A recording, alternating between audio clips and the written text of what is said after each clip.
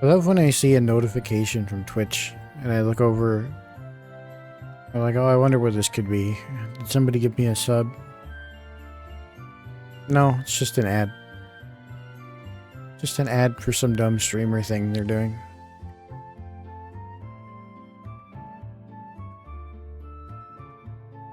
Opens notification. It's an ad.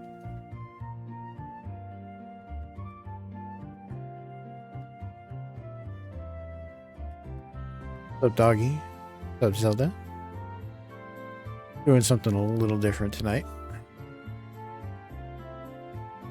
Look here. See how this goes. Oh. Hey, it's ad time. Hey, it's ad time. Now, hello. Also, hello. Welcome. Welcome in. Let's see. Does chat work? Does chat work? I'm mainly concerned. Does chat show up? Okay, it does. Okay. I haven't used this layout in a while.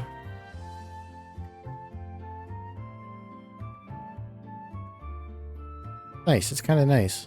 It's kind of nice and fresh and clean. My OBS keeps blinking, and it's really disconcerting. I power through it, though. Let OBS flash every now and then. Well, I'm kind of giving it the side eye. We're listening to the best Pokemon music to chill studying game 2, in case you're wondering. That is because today we have many Pokemon themed things for you for Pokemonday. Chief among which are these random Pokemon cards we got. I also have a large box that I'm going to show. Engie at your camera, probably. Maybe. I don't know. It's just a 720p DSLR. I mean, it's a nice camera. It shouldn't be eating up any resources. And Resource Monitor says, honestly, that everything looks kind of good, so... I don't really think it's anything in particular. I think it's just OBS. Like, yeah, this is, here you can see the card. Let me get it to focus. Yeah, maybe. Yeah, there you go. Surging Sparks. I have this pack. This pack that we got from Dave & Buster's.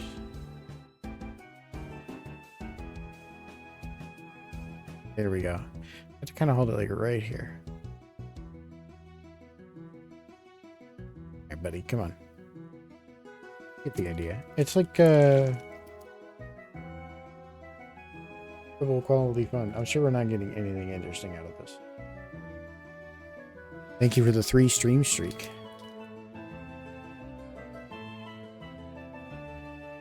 Stream streaks. I see people get very. People have a lot of emotions about stream streaks. Have you ever seen that? Have you ever seen somebody who like broke a long streak because a streamer did like a 2-hour stream? You ever seen that? Here's my Nanners cup, by the way, if you want to see that. It's not gamer subs, but it is caffeinated, flavored powder beverage. Blasphemy, I know. There are other things here that we're gonna play around with too. I have some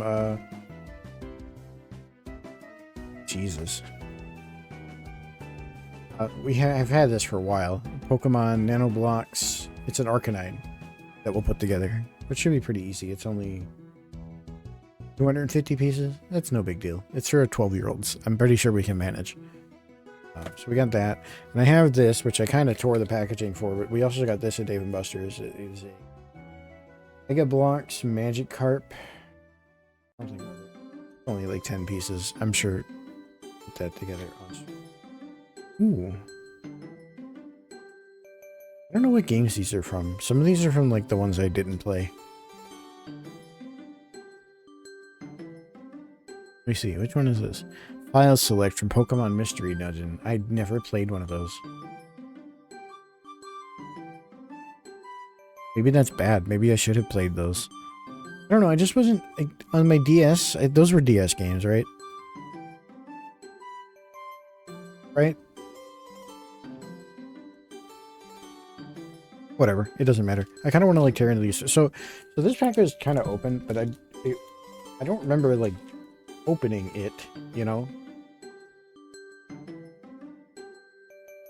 about this, like, redeem your rewards? But it's kind of, I don't know, some mid cards.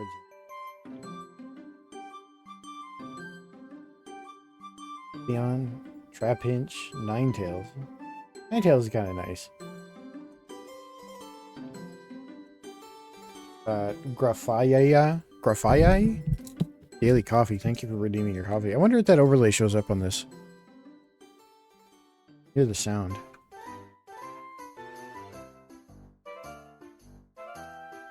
Can I make the camera brighter?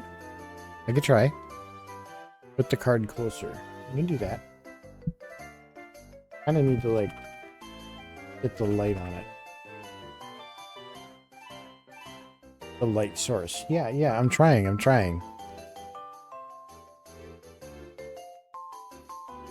I have to, like, get it to focus, too. Maybe I should manual focus it.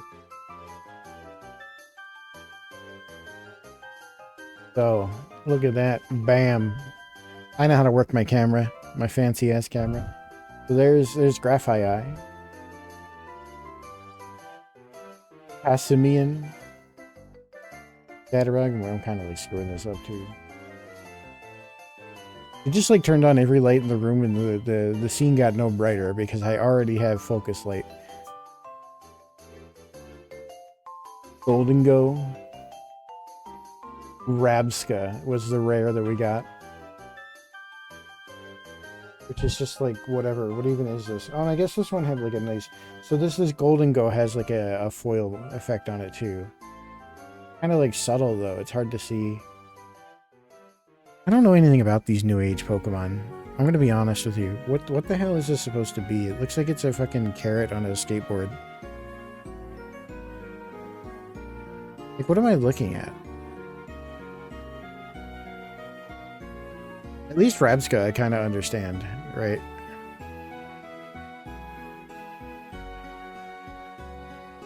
Whatever. I mean... It's Pokemon cards. Are we really that picky? It's a pile of coins. It's a pile of coins? Hold on. Let's look at this. Let's look at this. Make it rich, start pack.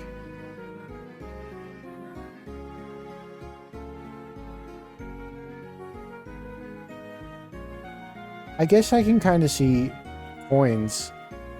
Like, if you really look at it, right? You can see, like, the coins, like, you know, like here. Coin. But I'm not reading pile of coins from that. He just kind of looks like a piss demon. I don't know, man. I don't know. Fucking weird. I don't like him. I don't like a lot of the new Pokemon. And it's not really... I don't think it's my bias anymore. I think I've gotten over the old bias. There are a lot of new Pokemon that I really like. Right? But there are also a lot that I don't. There are a lot that I don't. I hate him. I hate him too, honestly. So I have this here, which we got from David Buster, and it was only like 1,000 points. And, like, I don't know, guys. We've run out of things to get at Dave & Buster that we don't have. We accidentally got 3 of the same plush. Like, 3 plushes that we already had. Because we were like, oh, I don't know. Like, we collect the Mario series plushes. I can show you some of them, maybe. We collect the Mario series plushes, the Pokemon plushes that we can get our hands on. That's really kind of it. And we still, like, managed to fuck it up because we don't keep, like, a list. We're gonna have to keep, like, a fucking spreadsheet for our Dave & Buster hauls. Because, like, you know, like, the random, like, Mario enemies, like Bullet Bill or whatever. Do we have a Bullet Bill? Or do we have a Bob-omb? Sonic coffee mugs. I see. We haven't doubled up on the Sonic coffee mugs yet. I don't think we will, either. I think they'll... They're kind of mid. They're kind of... You can't dishwash them. Like, you can't put them in the dishwasher. What am I supposed to do with that? Hand wash my fucking coffee mug. Let me open this. Let me open this noise. What does it say? Yeah. Okay, so this is going to be actual garbage. Here's what it says, okay? I can kind of show you. The enclosed genuine collectible trading cards have been legally purchased and repackaged for retail sale by So this company, Prestine Marketing Inc., takes these, like opens Pokemon cards or buys like bulk shit cards and repackages them for like shitty Game Center prizes. So let's see what award-winning bullshit we got here. Yeah, I'm sure it's gonna be all energy and shitty items. Let me get it into focus here. We got basic ass energy, yeah. Times 2. Echoing horn, an item. Oh, Dog Trio. We kind of move over here, so. Oh fuck. I'm trying to move my microphone so I can be nearer to the camera. And I ruined everything. Hang on, I saved our place. I saved our place. Okay, so we got Doug Trio.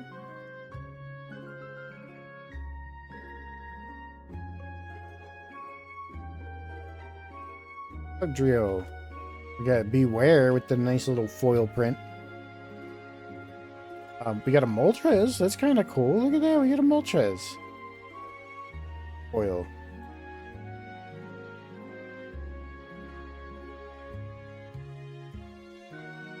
And Sandaconda. Anaconda. Got Ponyta.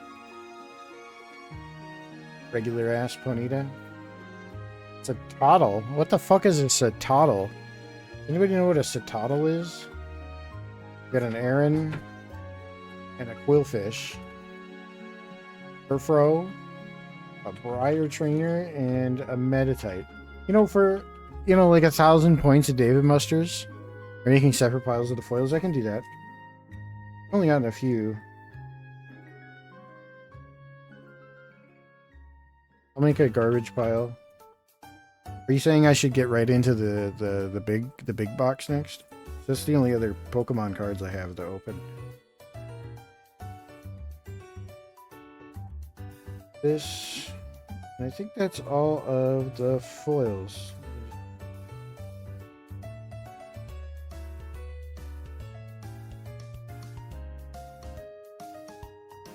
Autofocus back on here. Let it try its best.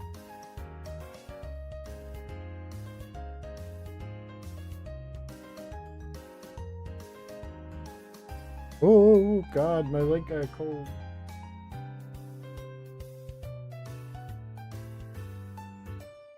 Got some Pusheen stickers there too. Alright, so we got some shiny ones right here. The ones we've gotten so far.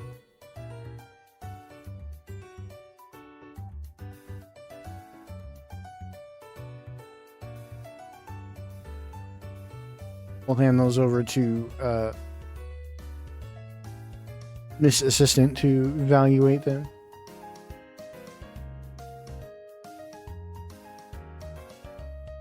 I don't know. What do you guys have any preference for what I get into next? So I have, just to explain, and I guess I can bring it on camera. Like, let me bring it on camera.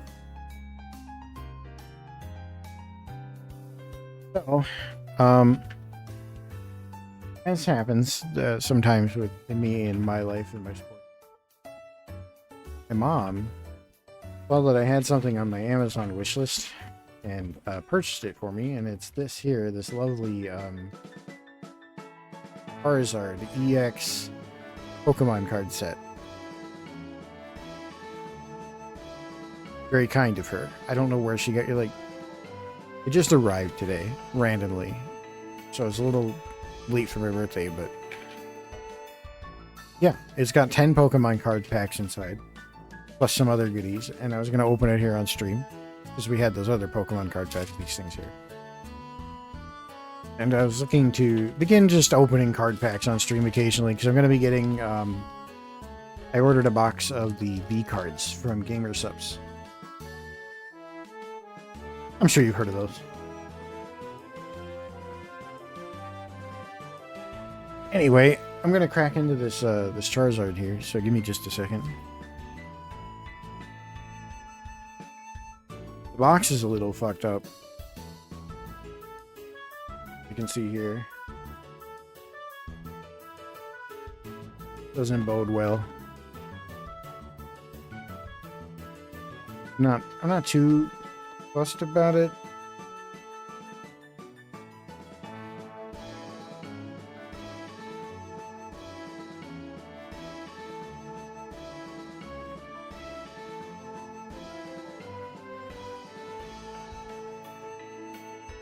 Although it is kind of like a hand-shaped hole. Like somebody like punched a hole in the back of this for some reason. I'm not too fussed about it. Like I said, I'm not really hunting like super rare cards or whatever.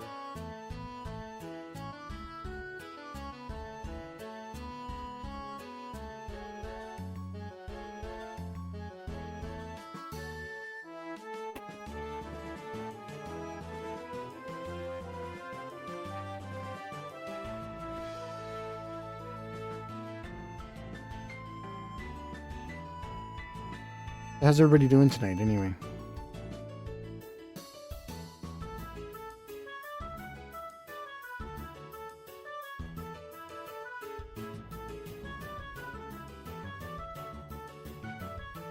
Fantastic.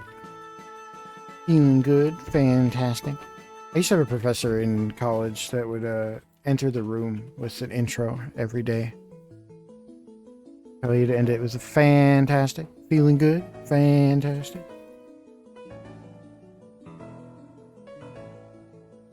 Doing a solid. Doing a solid.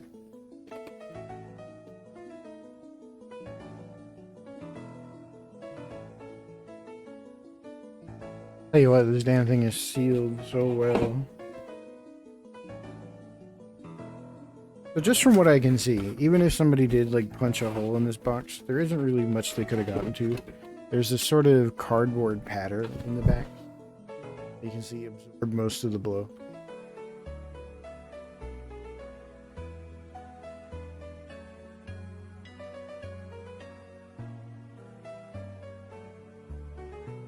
You know, for a Monday, I can't say I'm doing too bad. Thick cardboard divider, yeah, I gotta pad out that box. So in here, and we'll go to this first before we get to the cards. Here's this awesome Charizard statue that you'll be able to get through without too much issue. By the way, I'm wearing my Amelia Watson hoodie. That's what the yellow is. That's right, caught, guys, caught. So it comes with this awesome Charizard card. Try to not mess up at all, because it's kind of really fucking cool.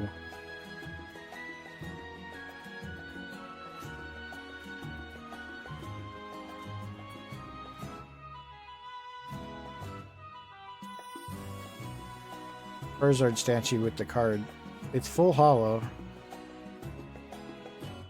Bursting out of the card border there. Super, super cool. And he is actually designed, to my understanding, he is designed in such a way that he could potentially hold a card for you. What fate was that right now?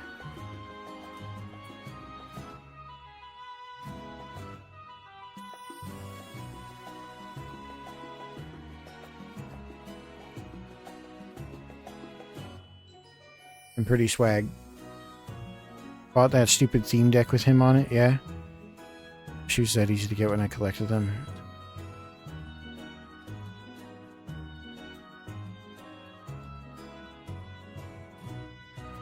Three Charmanders and a Charmeleon, yeah.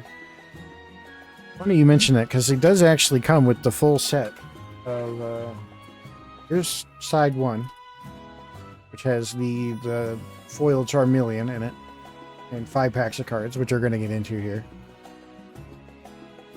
Might as well just set those up on the desk here.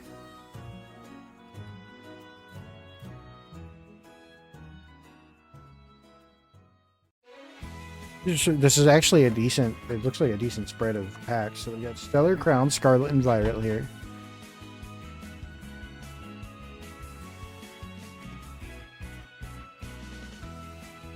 We got Scarlet and Violet Temporal Forces.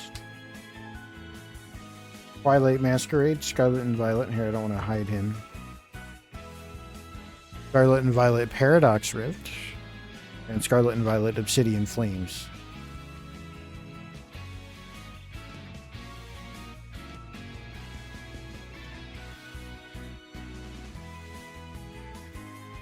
Could just liberate him here. We would also have a Charmeleon.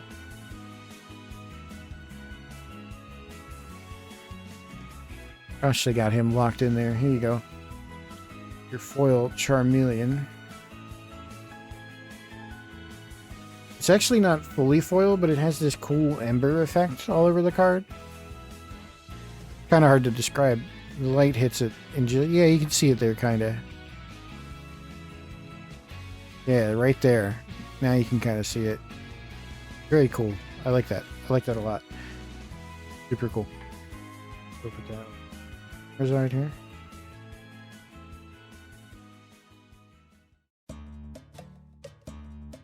And then on the other side here, my own microphone out of my way here.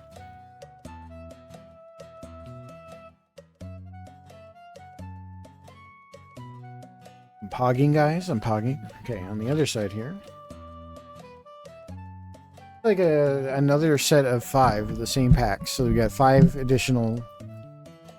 We got 2 of each pack type, and then the Charmander.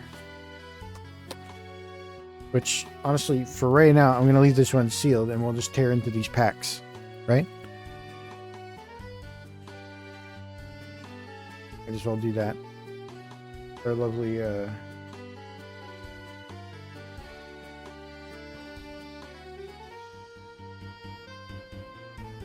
make sure there's nothing else in this box. Does not appear to be so. Yes, he is billed as a card display Charizard. Just so let's hold on. Let's see, card display Charizard. How is he meant to be holding this?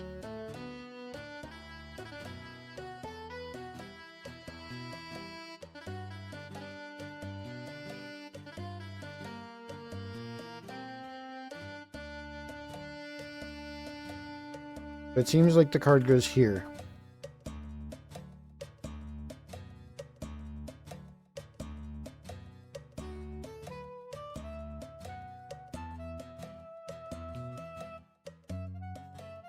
Something along those lines. I don't want to trigger anybody and like damage the card. There you go. That's how it's supposed to go. Like that.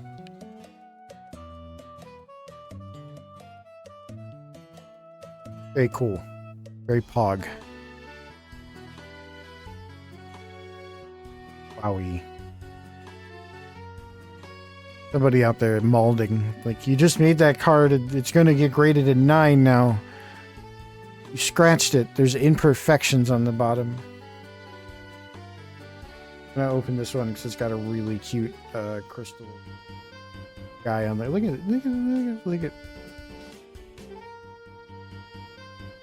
Give me like Yoshi's yarn game.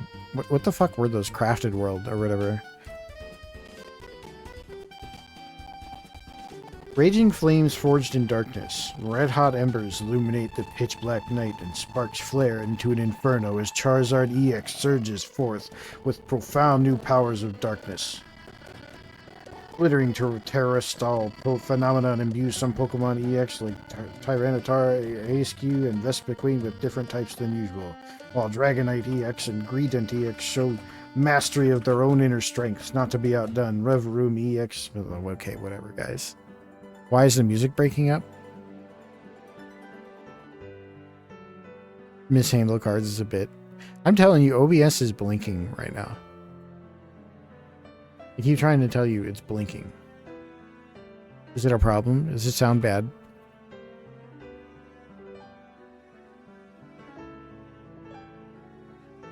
I should mishandle cards as a bit. That would be a good bit, honestly. Just like, you'd have to do it kind of like lightly, right? You have to make it believable. It just crinkled for a moment. Okay, I don't know. Maybe it was because I was browsing the internet. Maybe it's because I don't know, I existed.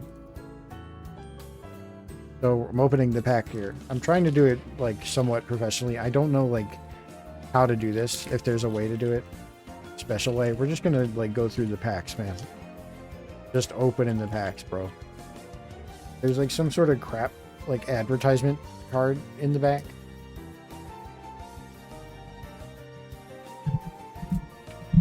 Just kind of like crinkled for a moment. Okay. Please focus. Thank you. Redeem your cards. Very cool. Very cool. I don't want an app. I don't need an app.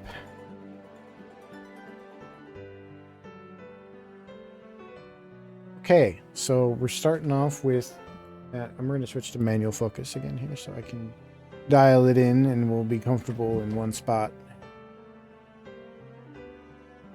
First card is Dratini. Got Charmander. Audino. I don't know. I don't know what you are. You're cute though. Litwick.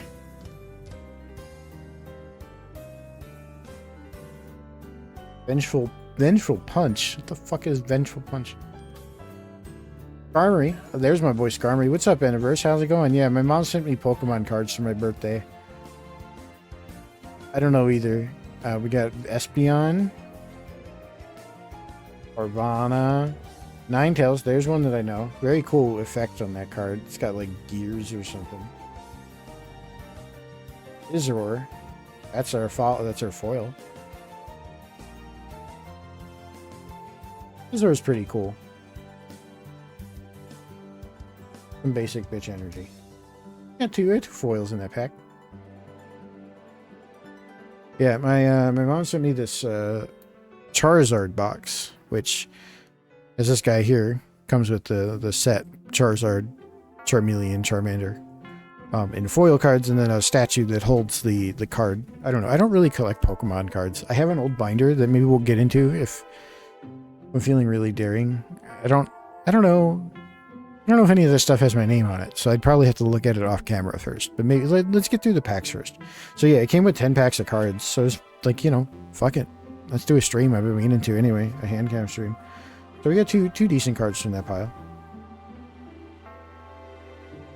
Oh, and this Carvana was actually a foil print too. Some of them are really subtle. I need to look at them closer. How you doing though, Anna? Saw you streamed pretty late the other night. I missed it. I've been going to bed pretty early lately. Paradox Rift. Fucking tired. Yeah, that's Monday mood. I don't know.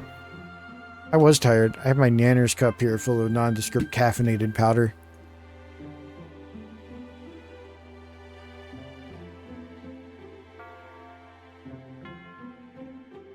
I'm going to open this pack next. I'm kind of lingering. Stalling, even, if we're calling it that. Here, you look at this. Look what I got that came in the mail the other day. Got us the Made Mint Morena pin. This is the glow-in-the-dark one. Didn't even take it out of the baggie yet. Here you go. Yeah, there's no stalling 7TB emote. It's so cute. Look how cute. I love that too.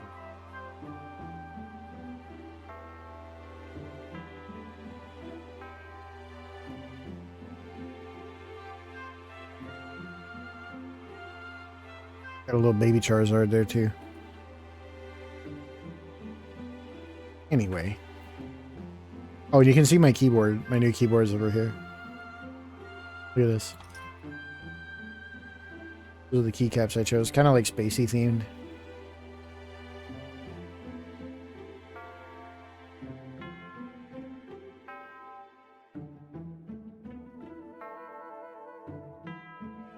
I bring it to work with me now too. When I have to go into the office, I'm not typing on some fucking shitty membrane laptop keyboard. I do not care. It's going to be wireless. I can bring it anywhere. I'm going to bring it anywhere, goddammit.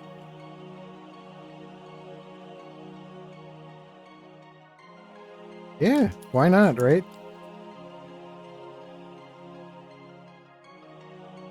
Alright, so here we go. Got it open. It's kind of fighting with it. Let's put this over. So there's our hashtag ad, of course.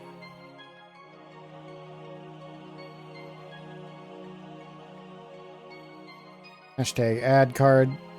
And then we got Gibble. I know this guy. He turns into something cool eventually. And pour. Okay, fine. Blitzel is a cool Pokemon. Very useful in the PCG Pocket game, honestly. Quick Blow. Actually, does Blitzel have the same moves as in Pocket? 20 damage to itself. No, it doesn't. So it has rear kick in the TCG Pocket game, but that lets you kick like a second row Pokemon for 10 damage. It's kind of useful. And they're trying to hide and heal. Rourke. Oh. Slid too many. I don't know what you are. Minior. Dimpor. Evil. Looking kind of cool. Nickit, which I'm assuming is what evolves into Thievul. And then, ooh, look at that. Altaria. Very pretty.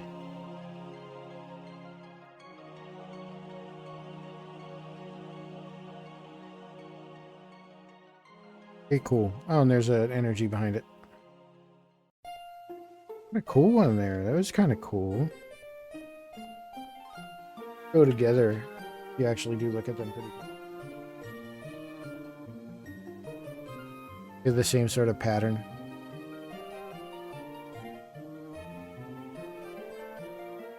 I'm going to hand off the shiny cards to my wife here. There we go.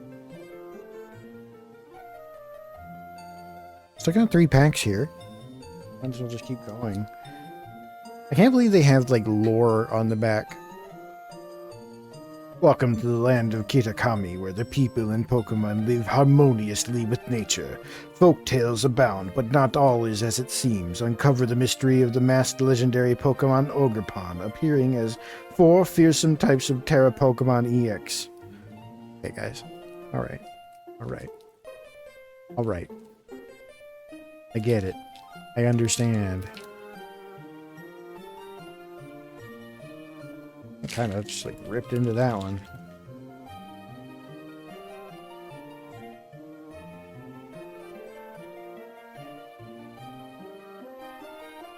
Pulled up our hashtag ad and focus in. Okay. What do we got? Ad, play today. Okay. Great. Or so Poochyena. Sand, Timber, Spinarak. I didn't know Girafarig evolved now. It evolves now? A Regaraf?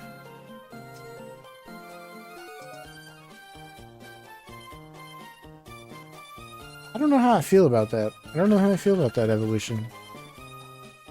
I didn't know that. Rhyfort. Diplin. Applin. We got the Applin, the evolved one there. Shiny one. Got a Chimecho. Fairy Bell. Slash. Look at that.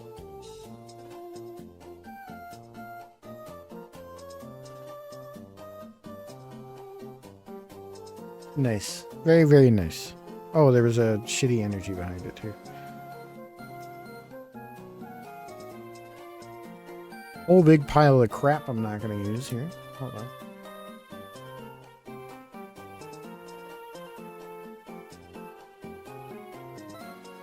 And those are the good ones for this set.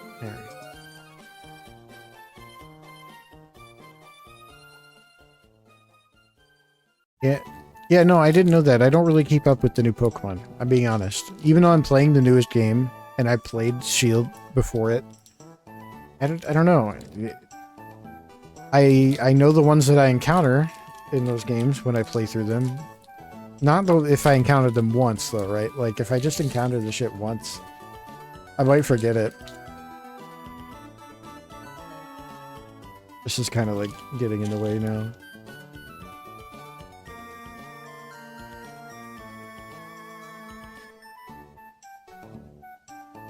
Get rid of that. Right, so...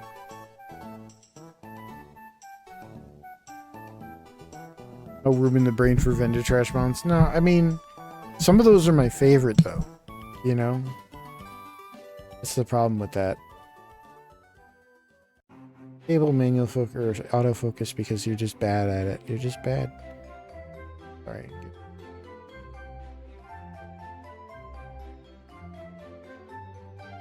Alright. Over. Wilbur. He's kind of cool. Rellor. Odita. Really pretty art. I like that one. I like the art on that one. Chatot. Hey, that's one that I know. That's a bird that I know. Beantail Ancient? So what is this?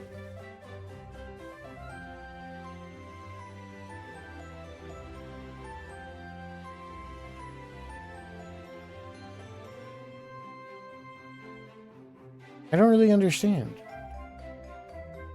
Is it a Pokemon? Is it a move? What is this? Ancient. Is it a named Pokemon? Is that what this is?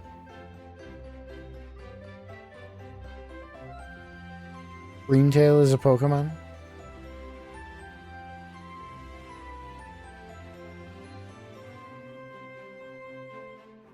Okay, we're just gonna move on then. So, Heavy Baton. So bad at this.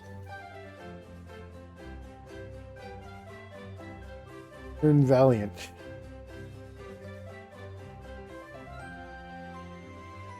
We just name Pokemon like, okay. We just name Pokemon dictionary words. Okay. Got a Raichu. With a little like special background. Heatmore, similar, the foil background. Heatmore's kind of cool. Sorry, I'm hitting my camera right now. We got a Farigiraf EX. Look at that. Dirty Beam sounds pretty terrible. What the fuck do you mean, Dirty Beam? Dirty Beam. It's kind of cool though. It's a very cool design.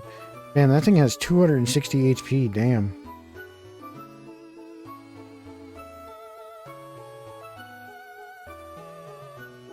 Doom doom doom doom.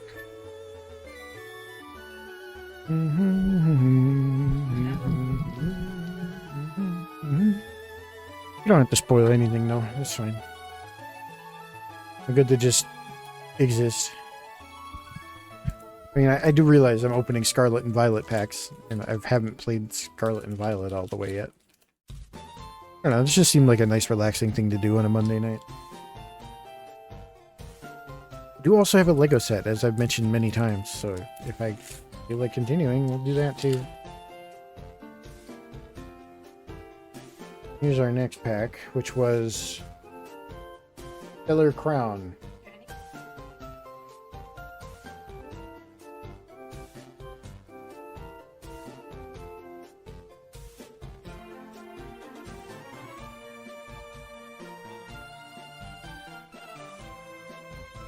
We got the Ponyta, Robin,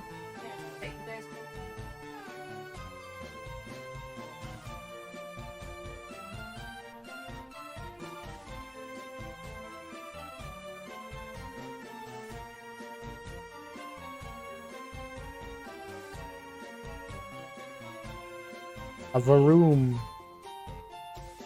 Riffloon.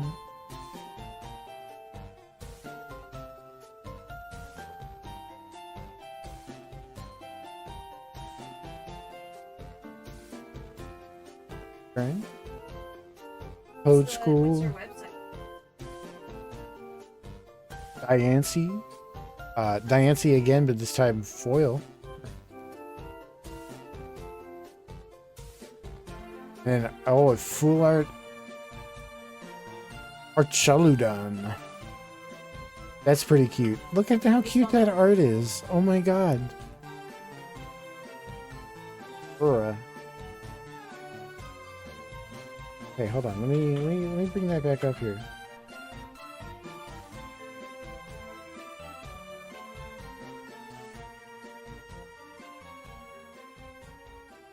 Check that out.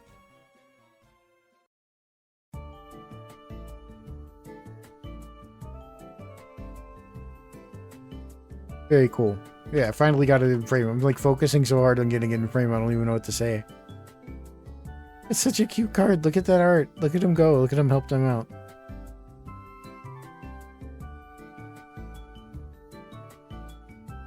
Well, we got a full art.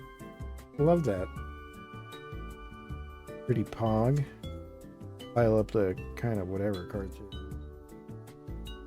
Guys there. Put this here. So that's the first half of the box, which honestly wasn't too bad.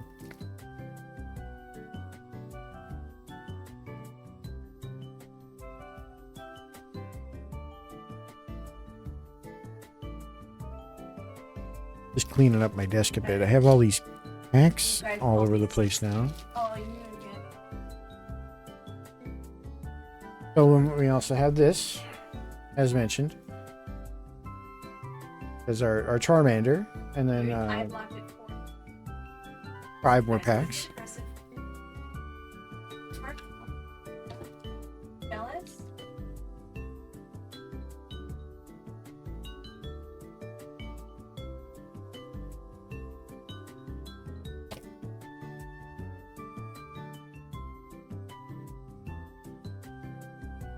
Did he get like points off these cards or something? Like these ad ones have like QR codes that are like scanned to get your 3 points. So I guess I shouldn't show the QR code on stream. Second of all, here's our boy, the Charmander with the special Ember effect. Very cute, super cute, incredibly cute card. And just live with the rest of the foils that we've gotten.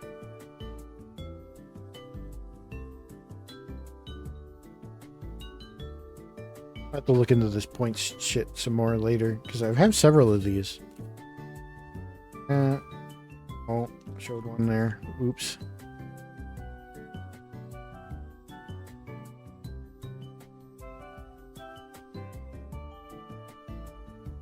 Might as well.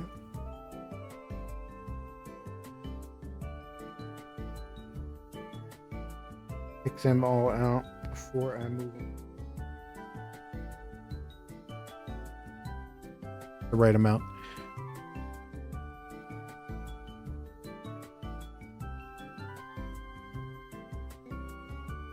Yeah, I don't know really.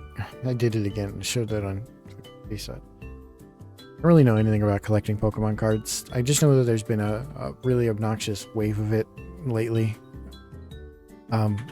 There's a vending machine at both of my local grocery stores. Each one has one for Pokemon cards, and every single time I check it, it's out. So we're gonna go right back into another Stellar Crown pack here. We'll go in like reverse order, I guess. Wish my camera would focus better. There we go.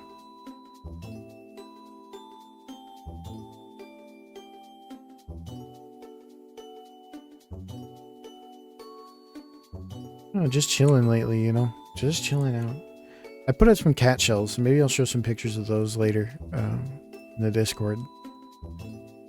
Other than that, really haven't been up to much. It's just been my birthday. We went to a restaurant. Had some nice Mexican food.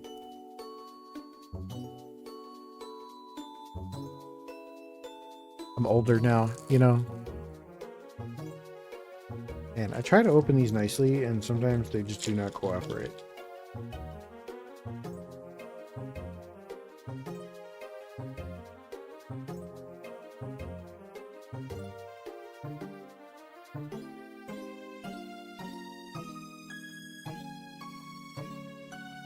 Alright, there's our ad card. Put that there. Manual focus. Get us up here. Alright. Let's read. What is Charge-a-Bug? Charge-a-Bug is very cute. Is that a hot take? I love Charge-a-Bug. Hoot hoot. Classic. Classic cute Pokemon. Gen 2, right? Yeah, focus in a little closer there. There we go. Celebi. Huge. Tremendous. Everybody loves Celebi. Togedemaru. He's a cute little guy. Little hedgehog boy. A Mewtwo. A whole ass Mewtwo. Look at that. Year of our Lord 2025. We got a Rotom. He's got the leaf background there. Got us a Gulpin with the Gulpin, the dark type background. And a Grimmsnarl. Look at that.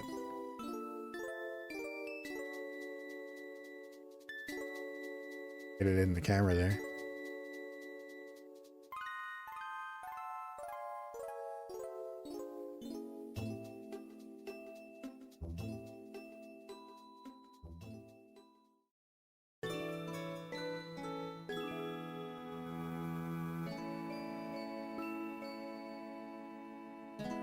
Pretty cool. Really know anything about this Pokemon, but it's pretty cool. Oh, and of course, our energy. How could we forget?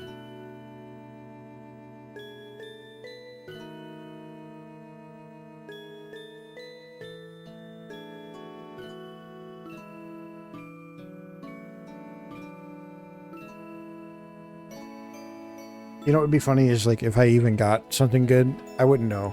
I mean, I would kind of know, I guess, but like I wouldn't pop off or anything, you know, because I wouldn't really know. I'm gonna make sure I get all of the almonds together.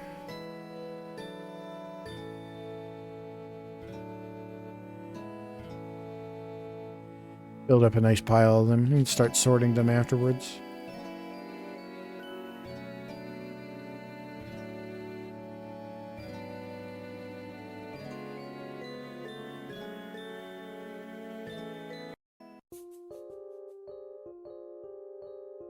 Move to the next song. That one was kind of a downer.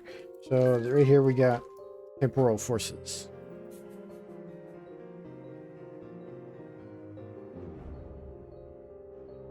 All Scarlet and Violet cards, which again, I'm kind of still working through, you know. So while there's a good mix of the old guys in there, the new ones kind of just leave me a little confused sometimes. Which I guess is good, right? I'm not team like Poke hater, you know, like I'm not gonna be like, oh, there's no point for that Pokemon to exist, right? Like I don't really care if you have like, if your favorite Pokemon ever is like Snom. Boy Snom here is kind of stupid looking.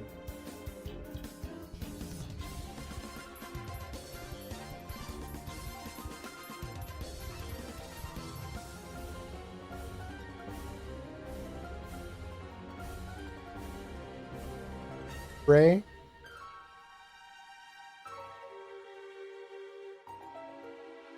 Rockruff. I love Rockruff. Rockruff is one of my favorite new Pokemon. Give me a Rock Dog. We're good, man. We're good.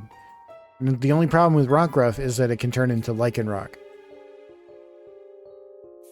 Just Lycanroc is just too edgy. Just too edgy. Just cute guy though. Cute, cute. Explorer's Guidance.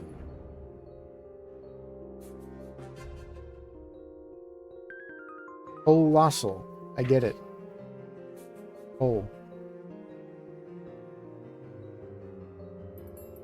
Perilous Jungle, and what do we got behind that? Lickitung. Got the Lickitung with the normal print. Lycanroc Derogatory. Yeah, I don't like Lycanroc. Ooh, look at this. Oh my god, we got Chatot. Chatot. Full art. Hollow. Look at that. That's really pretty. Oh, it's such a cute Pokemon, too.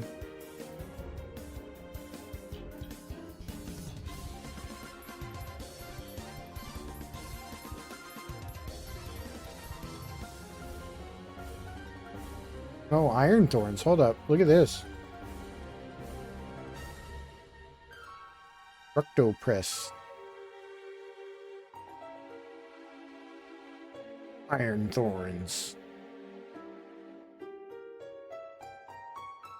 Megaton Lariat. Pretty cool. And then, yeah, of course, our energy behind that.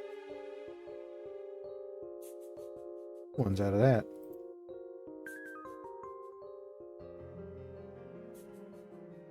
I love the full art cards. Honestly, even just from a standpoint of just like collecting art, I like the full art cards, you know? Basic Fist energy. Yeah, for real. Fist Miller type shit.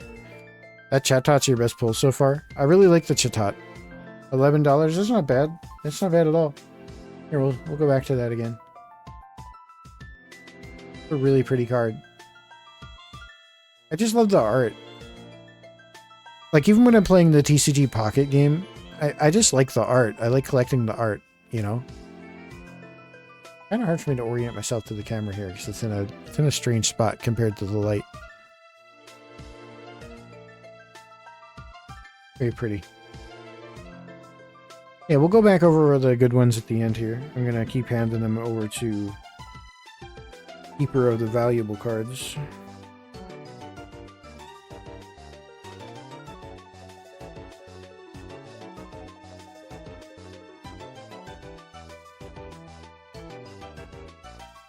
Let her inspect them. Let her have her fun too. So, oh god, look at my crusty ass mouse on that screen. Jesus. Or Logitech. I actually had like the aftermarket slip pads on it too. We're opening Obsidian Flames.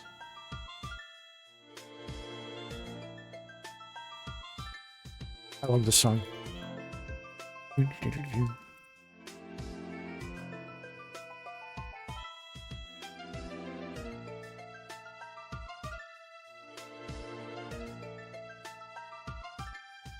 was thinking a lot about what game I'm going to play next on stream, and my wife really wants me to play Deltarune, which I do really want to play.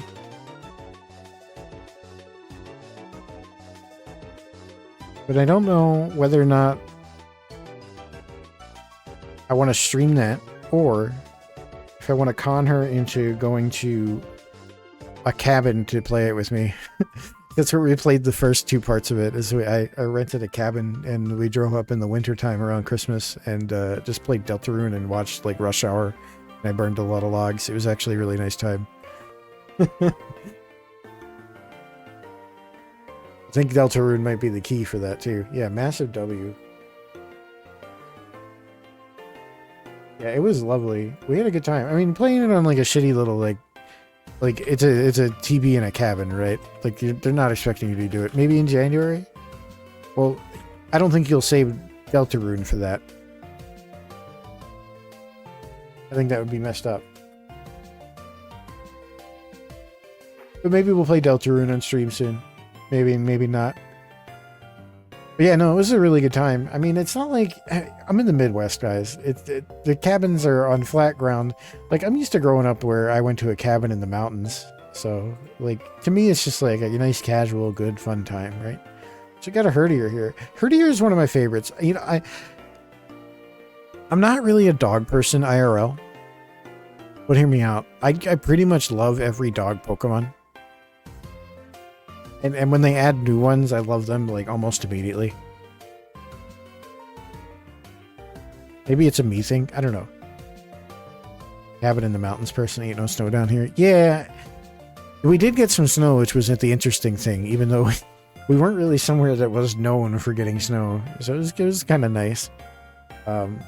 Personally, my dream vacation is to take like the I've said this before, I'm pretty sure, but I want to take the Empire Builder line, the sleeper train from Chicago to like East Glacier National Park in Montana or something like that, like one of the national parks in Montana, and just somewhere near a dark sky site, and go like, you know, I have nice astronomy binoculars. I do have a telescope. I'd love just a few nights with that, right? That's just me. That's just the romantic in me. But we got Herdier, and I do love dog Pokemon, is what I was trying to get at. And Herdier is definitely one of my favorites. I don't know why. Dogs are great, but people mess them up all the time. Yeah. I mean, I grew up with dogs. I do love dogs. Damn, if you can get to Wyoming. Yeah, maybe. Maybe we'll do that. See, I grew up in a dog household. Like, we always had a dog. My first dog was a golden retriever, and we had a Belgian Shepherd, and I don't know. I just haven't had dogs recently, and I don't think I would enjoy having a dog right now, although I'm sure I would. Anyway, Herdier is here. Oh, we have an ad. There's an ad starting. I'm going to run the ad now. I won't go through this pack with the ad on. That's what we'll do. Hey, it's ad time! Ad time. I will hydrate.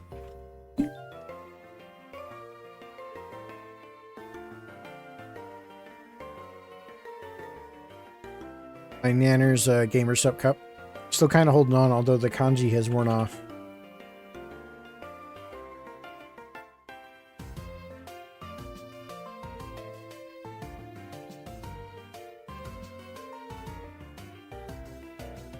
What else do I have nearby that I can show you? Oh, I have all sorts of keychains here, but here's Jets.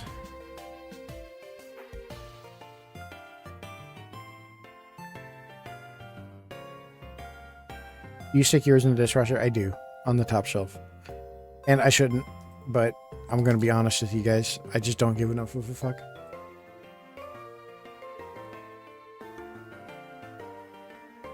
Love this keychain. Honestly, more grumpy hanger dangly keychains like this, please. I love them. Decal's destroyed. Yeah, I know. I know. I know. The decal is fine, though. Look. Like, the actual Nyanner's decal is pretty much intact. There's only a couple spots actually missing.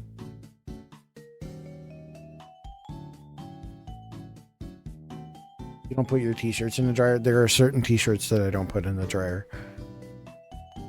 There are some that I don't have to care too much about. Yeah, dope keyboard? Thank you. Here, you can take a look. I was taking a pause on the Pokemon packs for ads, but we can take a look at my keyboard. Take a look at this. I built this a couple weeks ago. Did I open all the cards? No, I was taking a pause because there's an ad running right now for another minute. Yeah, here's my new keyboard.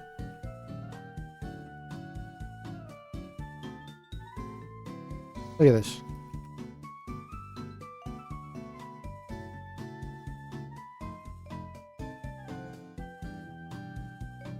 Hang on.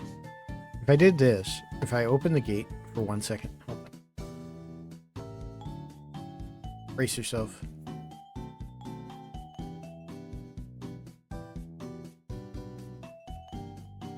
Oh, that's not it? Do I have a gate on it in... Oh, I do have a gate on it in OBS.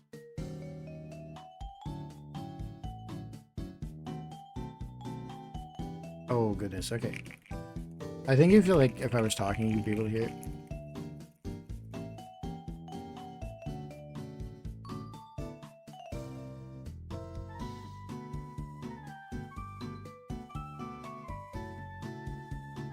It's nice, right?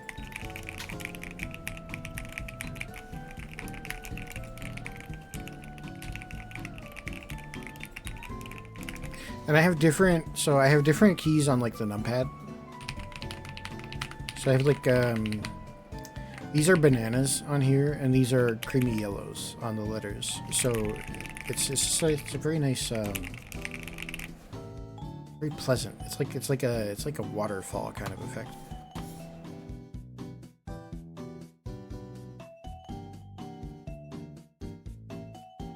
Big fan of the keyboard. Love the keyboard. I bring it to work. The keys feel great. Very solidly built. So I say built, and I didn't even really build anything, right? So I bought this keyboard, and it came with keycaps and the keys pre-installed with the yellows that I have on like the numpad, right? But it comes with a cap puller, and you can pull the caps, and then this one has hot swappable switches. So that means that you can pull out individual switches from the keyboard and replace them one by one. And I don't have the switches because my wife hid them from me, but I had a bowl of the switches here, and they're just little plastic guys, like little switchy keyboard switches, and you just pop them in place. Expensive? Kind of. So this was like a pre-built keyboard, and it came, like I said, with all the switches, and you could hot swap them if you wanted. A set of switches was like $25, $30. The keyboard itself that I bought was like 120. So I was like 150 in, and then plus the keycaps, so they got the custom keycaps. So it's like $160, $170, and like I overpaid because I bought like a pre-built like keyboard. Like you could totally get like a bare bones set and probably come out way ahead. But yeah. We do have a pack that I opened here, so I didn't go through this pack yet. We'll go through it now. Now that we're done with the ads. We're gonna switch back to manual focus and get dialed in here so we can take a look. Yeah, I keep talking about dogs every time I bring up Herdier here, but that's fine. So we got Herdier, Venison, Dolphin. This is like a dolphin. Oddish, a classic. Bikini, another classic. Ortega. Love your salsa, bro. Volcarona. Altaria. Crab Brawler. It's a nice, like, punch foil on there. Where's my light at? There we go. There we go. Phantump, also with the foil shiny. And, ooh, Pidgeot EX. Look at that. Full foil.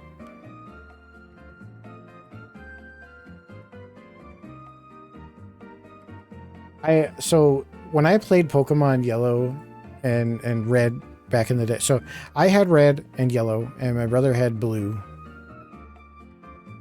and Yellow. But I always picked Pidgey. Like, Pidgey would always be in my team from beginning to end of the game, and I'd always wind up with a Pidgeot. That is definitely a bird. It's a big ass bird too. In like the series, the lore or whatever, like big ass bird, right? Stay on here how big it is. Don't they usually have stats or something? Nice one. That's a nice card we got. Got a couple of shiny ones.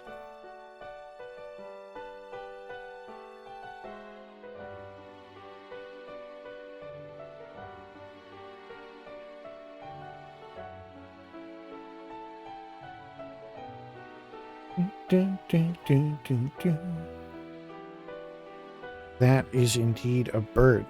So we got a couple packs left.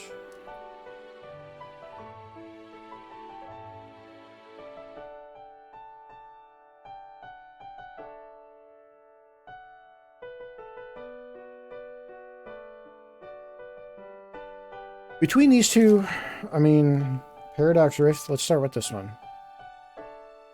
You just know that Pidgeot was used most at a recent tournament, yeah. It's got a pretty good looking effect on it. Got a lot of HP too. It's probably the highest HP out of any card that I've opened tonight. Haven't really been paying that much attention. Once during your turn, you may search your deck for a card and put it into your hand. Then shuffle your deck. You can't use more than one quick search ability. So that sounds really good. Even just knowing only vague things about how Pokemon works, but also just like general things about how card games work.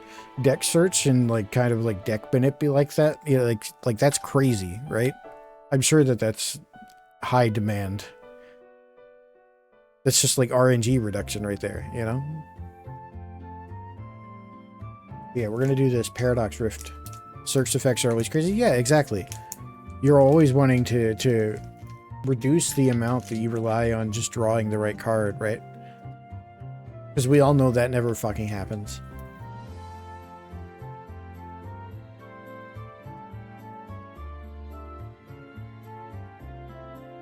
Also, I probably... No, this camera does have a microphone on it. I wonder if I should turn that on sometimes so you can hear me open. Whatever. Or if I should open my gate more while I'm doing this. I feel like some people like that, right? Like the sound of the card packs opening. It wouldn't be surprising, at least. So we're going to start off with a Zubat, it looks like. Sicko. Natu, also a classic. Purloin. Just cute. Yeah, I feel like this is cute, but it's trying really hard to be cute, right? Also, I like how my model actually leans like I am IRL right now. I kind of lean to the side to try and get these in front of the camera, and then also talk into the microphone, and it catches that pretty perfectly. Oh, I like this gym leader, Chantal. He's cute. I like her big bow. Arbador. Yeah, there's the meme. There's the garbage bag. Technical machine. Yeah. Swablu. Swablu with the shiny normal typing. Porygon. Similar. Cool. Toxtricity EX. Kind of cool looking. I like the streaks through the card. Shiny streaks. Toxtricity. I don't know what the fuck a toxtricity is. I'm going to be honest with you guys. It looks cool as fuck. Don't remember that guy? I remember that guy. This guy. Oh, there's also a energy behind it.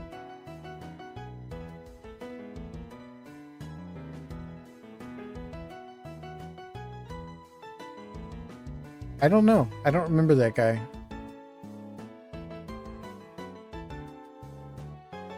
It was my birthday on the 19th, and my mom sent me this box of Pokemon cards, which I guess I should have pinned or something somewhere, but basically, she sent me this, thank you, Celador, thank you. She sent me this Charizard, here, this statue. He came in a box that came with the full set, the Charizard card, Charmander, Charmeleon, all foil. And it also came with 10 packs of cards. Yeah, thank you. Thank you for the belated birthday wishes. Thank you, guys. Thank you. I'm at the point where I don't count them anymore. And I kind of have to calculate how old I am when somebody asks, because I'm not memorizing that fact. Or at least like I'm not memorizing it in the way that I used to, right? Like temporal anchoring doesn't really work the same as an adult. Like you're 30-ish or whatever, right? Or 40-ish. Like you're not operating like a kid where every birthday is some sort of significant milestone, right? That's the cope, right? That's the cope. But no, I usually have to be like, hey, am I this age or that age? And I kind of, so one of my go-tos is that being born in an odd year would mean that your even age will be on odd years, right? So like if you were born on, say, 1999, then this year would be an even aged year for you, right? That's how I kind of keep track of whether or not I'm like 35, 36, 37, etc., etc. How old am I even? I am 38. I don't mind saying that. Not some shame.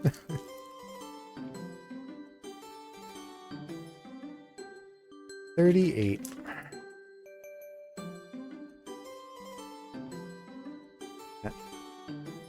Hashtag ad there. This is the last pack, by the way, so we're going to take our time with this. No, that was a joke response there. Yeah, how old are you? No joke response yet. No, I get it. Even.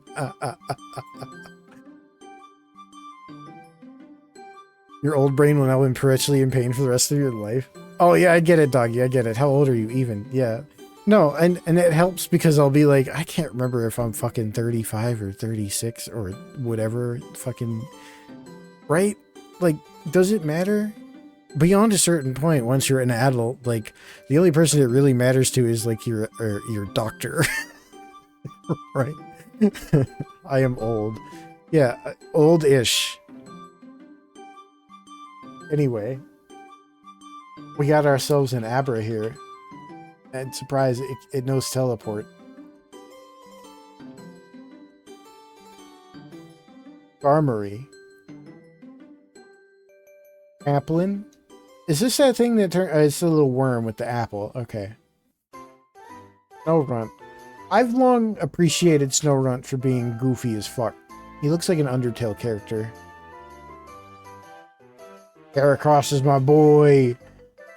This is a good pack. We got my boy in it. He's my boy. Love Ball. Limora. Helioptile. He's cute. That's cute. Lotet. Floette. And this is going to be our last rare of the box. Alakazam, the boy. Strange hacking and psychic. Energy. So that's kind of cool. Just whatevers. We got a couple full art cards. You know? Not bad at all, right? Clean these up now. This is the stack of, like, just commons. I have to try and redeem.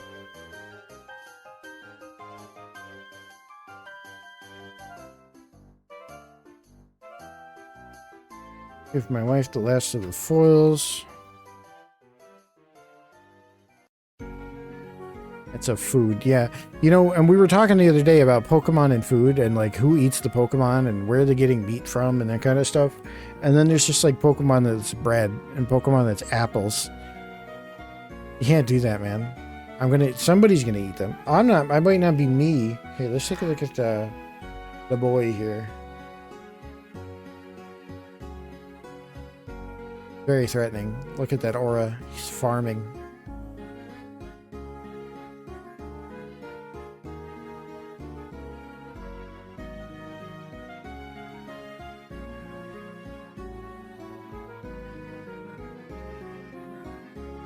Very cool stuff, right? But yeah, no, that was cool. I don't really... so I'm gonna get V cards whenever those come out, which should be like 12 to something, 16 weeks. Never catch me with an apple error. I'll be eating it in day 2. Yeah. Also, does it like go bad? Is the apple part like actually apple? Whatever. There's too many questions, not enough answers when it comes to food Pokemon. I don't get it. Usually something evolves as a food looking thing, IRL, because it wants to be eaten because it's a parasite. That's the fucked up thing. So how about we... hold on. Let's work up. Let's work up in order of complexity. So I have this Pokemon Magikarp Mega Blocks thing here that I got from Dave & Buster's. Just tear that apart. Put it together real quick. All I yap about fucking... like... You telling me people just don't, like, eat Magikarp? You just, like... There's, like, a bajillion Magikarp in the world. Let's see what we got here. Let's see. Do we really need instructions for this? Oh, this is like the hashtag ad like booklet of which ones you can get. Actually, it looks like they have quite a few. Hold on. They have Wooloo, Charmander, Eevee, Pidgey, Chansey, Scorbunny. Oh my god, there's a Lapras. I got that shitty little Magikarp. Next to the Giga Chad, like, Blastoise. Look at that. Are you a are, are you the beta Magikarp or the Giga Chad Blastoise? What the fuck? That Blastoise is so swole. So this must be the instruction booklet. Very complicated stuff, it looks like. Oh my god, why is it vertical? No, it's vertical. Okay. I mean, we'll work with that. See what we can do.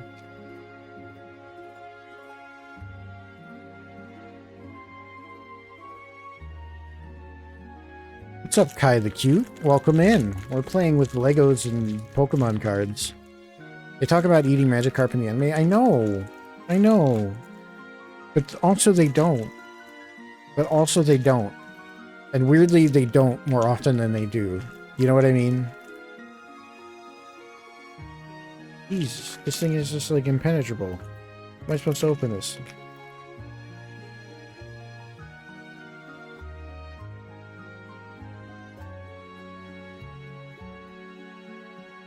Get all the parts liberated here. Maybe Kai the Cute, but no one is as cute as you. Oh, flush. This is a good one. Mostly scales and bones, so they don't eat it. Okay, well, there's like Goldeen. I hear Goldeen flopping around. This sounds like a pretty juicy fish. They gotta be eating something, man. They gotta be eating something. So we need this. We need, what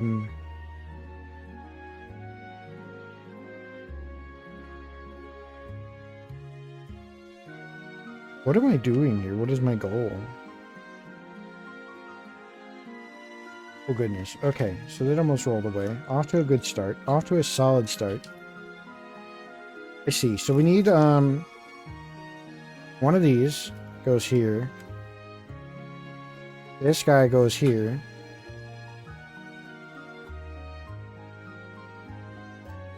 Noted. Did it not work? Did it work for you?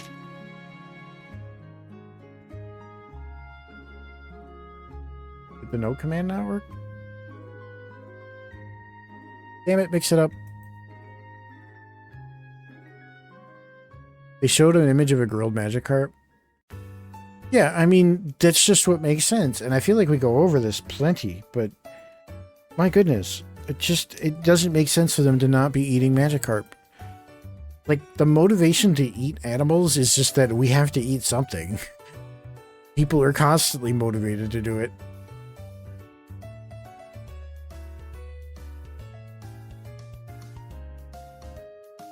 It looks like the next step it wants me to do is it wants me to put these fins on.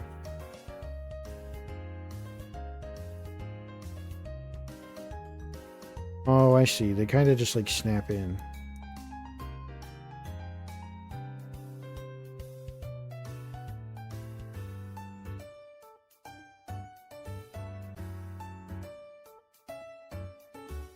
Also, I think my redeem should work again. Apologies to that. There we go. Head empty. I don't know why that noted one didn't work for you before, but thank you, Kai.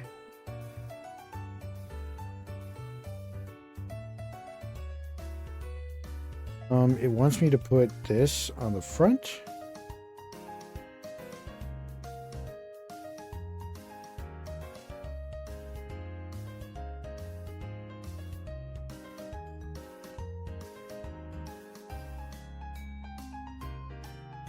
I have to try and keep this in the camera because I guess like there's nothing else for y'all to watch. So like I might as well make sure I do that.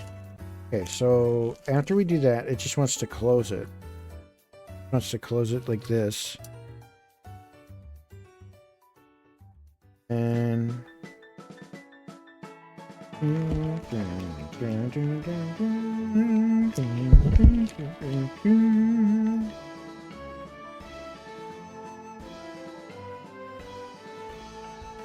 frantically looking around because I'm already missing a piece.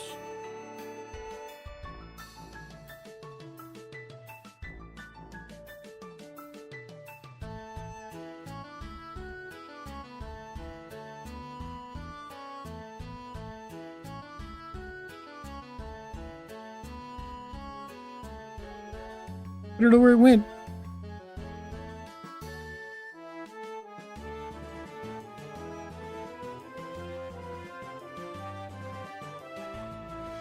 Hello? Whatever. I'm not that worried about it.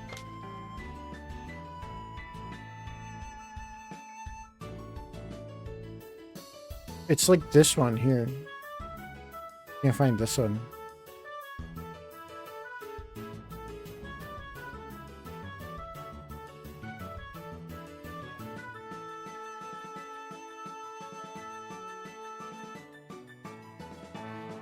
Perhaps it will turn up at some point. Can't stress too much about it. If it's not here, it's not here.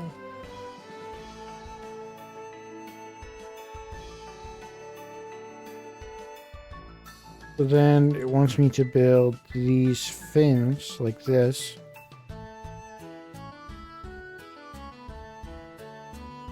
Like so, right?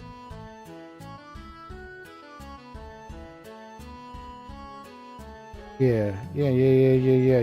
Easy. That's easy. Easy, no problem. Then they just stick on the side like that. Yeah. Just do that on both sides.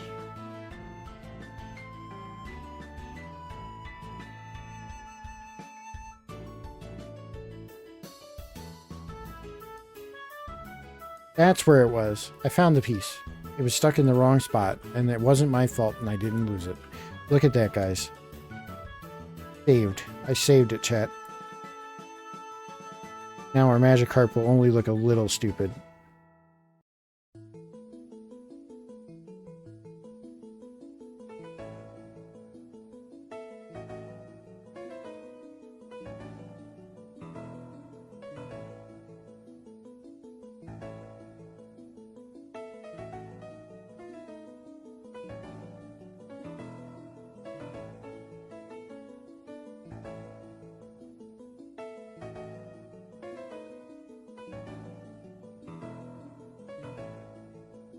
And I just put this on this, and then it should like mount. I think it says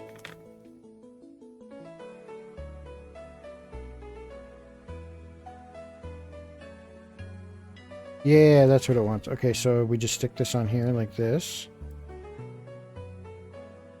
Any good audiobook recommendations? You know, I'd be taking one of those too. And Zelda probably would like something like that too for her situation at work. Personally speaking, if I'm gonna consume a book, I usually try and read it, but I guess like I understand why you might want to listen to one.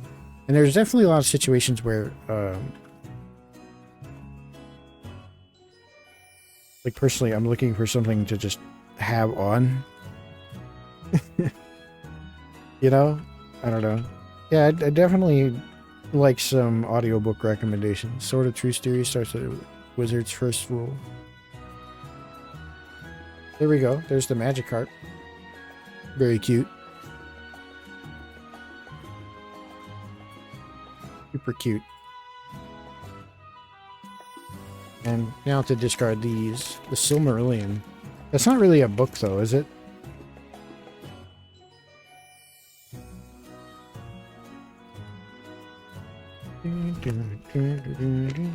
Isn't that like the basis for like the world? It's a mythos. It's mythos. So it's, yeah, like lore. Not really a book. It's more like the guide to writing a story in that world, right?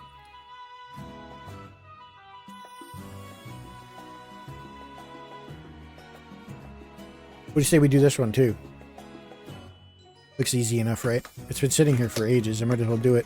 I have the camera on.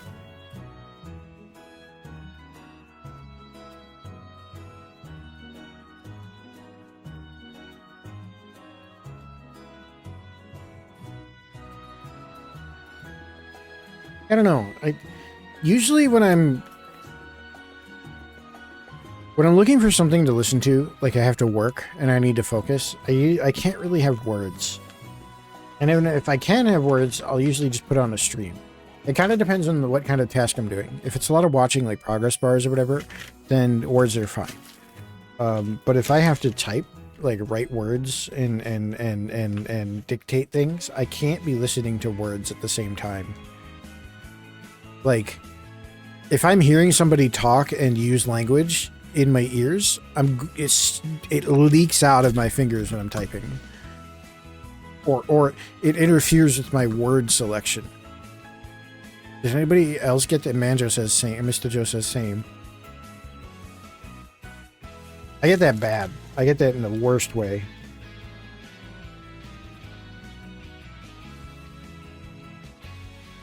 Yeah, I keep hearing people say they listen to audiobooks while driving. I find that so extremely distracting. Any other streamers or background noise, but sometimes I like to switch it up. Excuse me, read it out.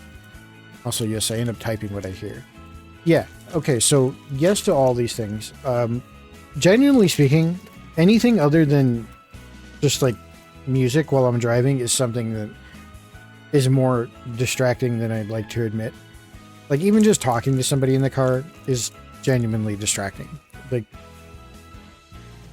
I'm not gonna, like, well, put me on record saying that, ha ha ha. Like, you know, I'm still gonna talk in the car regardless, right? But I guess it's just rough, buddy.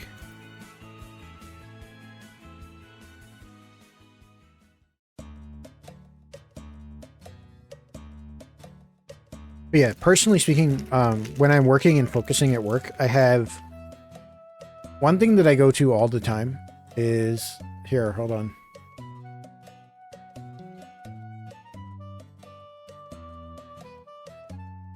We're gonna put on a mix. Let me just put on a mix.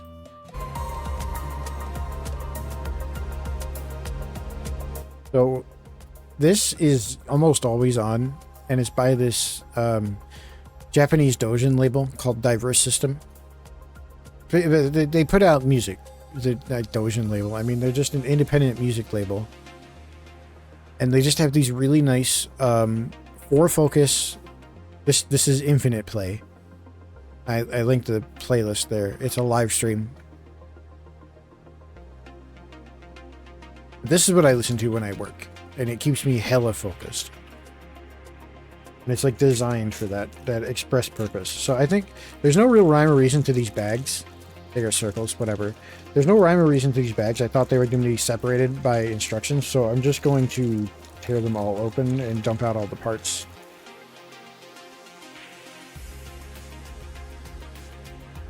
Try not to explode a bag of microscopic plastic all over the house.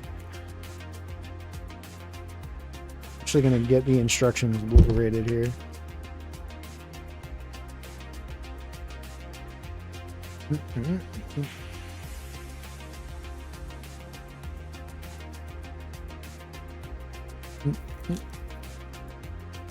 When's the last time any of y'all did a Lego set? I guess it's just nano blocks. Does that really count?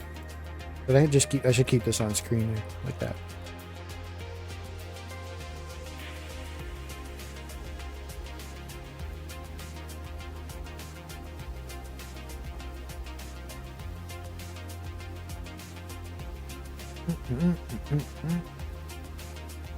Yeah, the Pokemon cards are too slippery. There you go.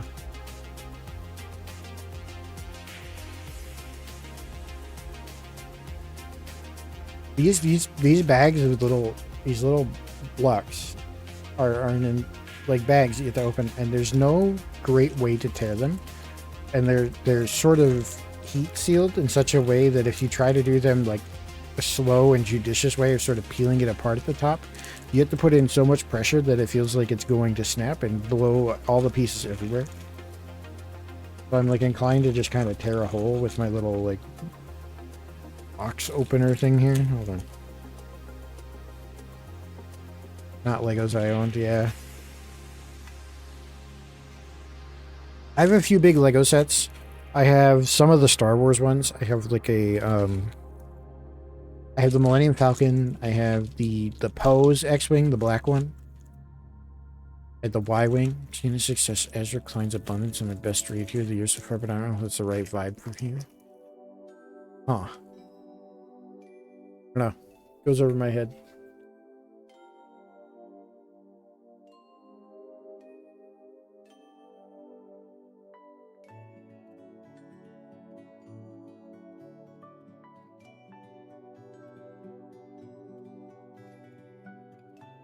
Yeah, I don't know.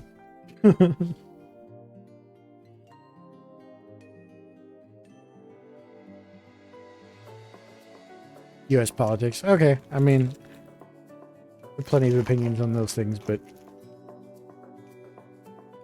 neither here nor there. Okay, here we go. Dump it out.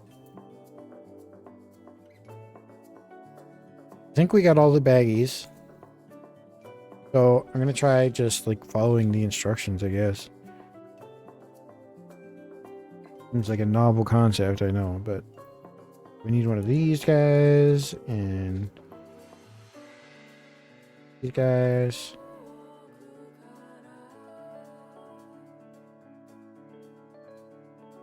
What's really got me messed up is, okay, there we go. These guys.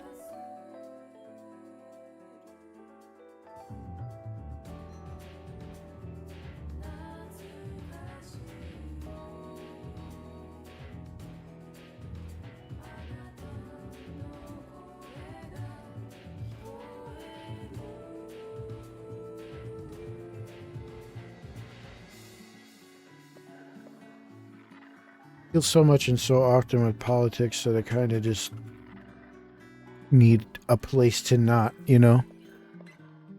That's my only thought on the matter. I think this goes here.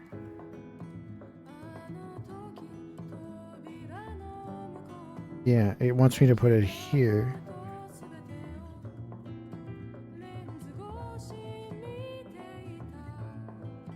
100% agree. Yeah, right. I think everybody needs that. Although that in and of itself can become toxic as well. If you just try and liberate yourself from every situation by saying now is not the time. You gotta have a balance, you know? Try not to talk politics online usually ends real poorly. There's no advantage to it, right?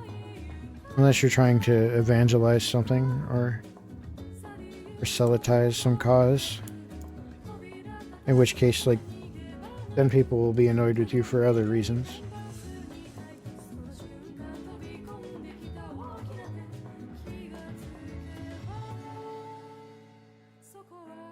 Big words. It wasn't really big words. Just words.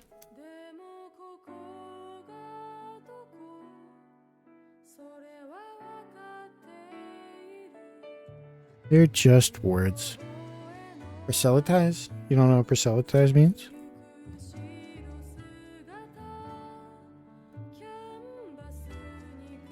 Like, to go out and speak. To spread the word.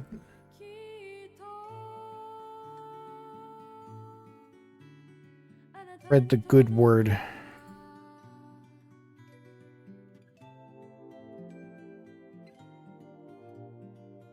Naruhodo, yeah, right.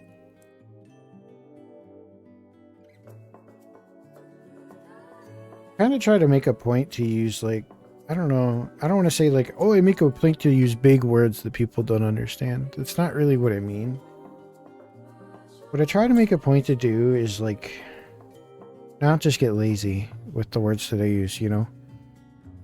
Just keep using the same words over and over again and what's the word? You just know.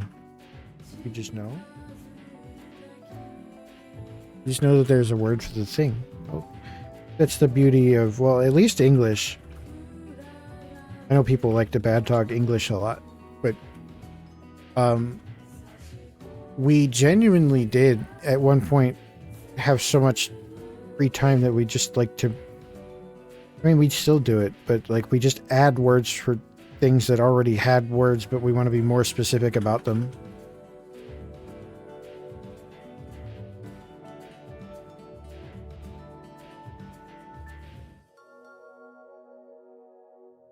Like, if you really think about it, right? All fancy words is like what they are intrinsically is just a way to communicate a complicated concept easily, right? That's all it is. So when I say proselytize, that stops me from having to add a whole paragraph into my statement about how, like, it's only for people who are out to spread a message, right?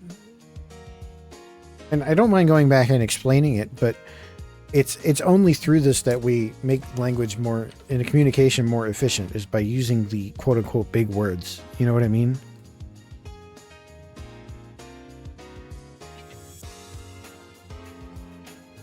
I don't know. The word was made for something. Yeah, exactly. Because having to explain the act of going out and talking about something, about spreading the word of something, about being an advocate for something, right? It's a common enough occurrence that we don't need a separate word for it.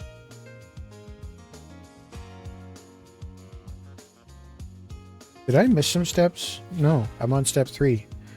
Okay, so step 3 says do this. Okay, so we're going to do this.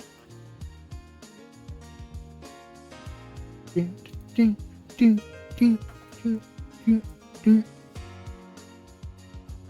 told you this mixer was good.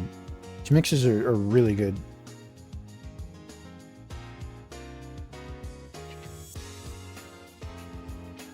I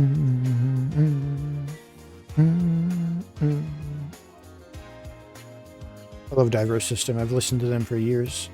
I mean, they aren't really like a band. It's just it's a bunch of different artists and producers that get collected up under this one sort of independent. I mean, I called it label, but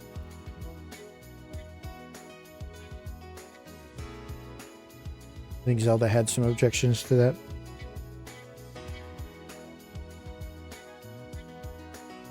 I don't know. Yeah, I agree with Manjo. I mean, I think some of the language stuff too gets caught up in like accessibility, which kind of circles back to like that whole debate on like difficulty levels in games. You know what I mean? But like if you use too big words to somebody, they might, in good faith, think that you're trying to gatekeep them out of the conversation. You know what I mean?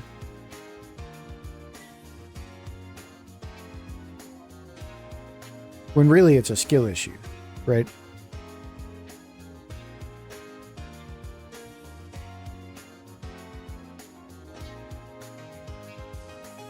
That's the danger of it, right? That's the danger of oh, I want to use the fancy words. Even and especially in a professional setting like work or in the office. It's just like, I don't know, somebody might think that I'm calling them dumb indirectly. And that's not really the case at all. And even when I go back and explain the word or whatever, I'm not what I'm doing. It's not my intent. You know, I'd hope people learn something is really more or less the thing. Although that that attitude can also be taken the wrong way. Is, oh, I just want to teach you. Patronizing, but I guess what I'm saying is talking to people is difficult, right? Right? In as many words. I don't want to like move my tracking camera over a bit. Talking to people is difficult. Talking at people is pretty genuinely easy. If all you want to do is talk at people. Back to the audiobook suggestion for a second. Another suggestion from the book club is the book called The Sound Before the Storm by Mike Duncan. About the fall of the Roman Empire, or to be precise, events leading up to the beginning of the fall of Rome. Interesting.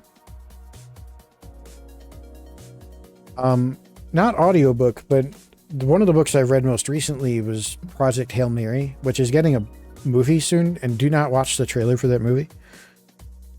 Please, please, please, please do not go and watch the trailer for that movie. It spoils major events from the book if you haven't read it. But I really, really, really enjoyed that book. Or at least I feel like I did. Coincidentally, earlier I mentioned the vacation where we played Deltarune. We went to a cabin in the woods and played Deltarune and watched Rush Hour 1, 2, and 3. And the only other thing I did while we were there is I read Project Hail Mary. like front to back. It was a good trip. It was a good vacation. I still think about that vacation, so it must have been a good one. Classic Hollywood. Yeah, I was really upset when I opened that trailer and was like, "Oh man, they're gonna," because I really like The Martian. I read the book for The Martian before the movie came out, and I really like both. I really enjoyed both experiences. The movie is phenomenal. The book is really good, and they're both worthy experiences. And then there was also Interstellar, which I'm not going to spoil, but hides a major character in the film, even though they could have billed him like top billing, you know? Like that kind of stuff. Like sci-fi is usually really reverent about that kind of thing, and just to see like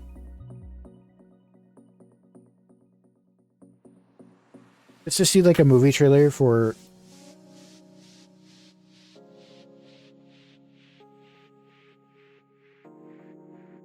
I was expecting more. That's what's upsetting about it, right? Like that's the upsetting thing about having that happen, is because like I'm ready to be like the hype man for this movie. I'm ready to be like, oh my god, we gotta go see this. It's gonna be so good. It's gonna be amazing. But then you do that to me, and it's like, well, fuck yourself, I guess. Like, oh no. Still intact. We're still here. We're still here. This is coming along just fine. So we're on step 5. Step 5.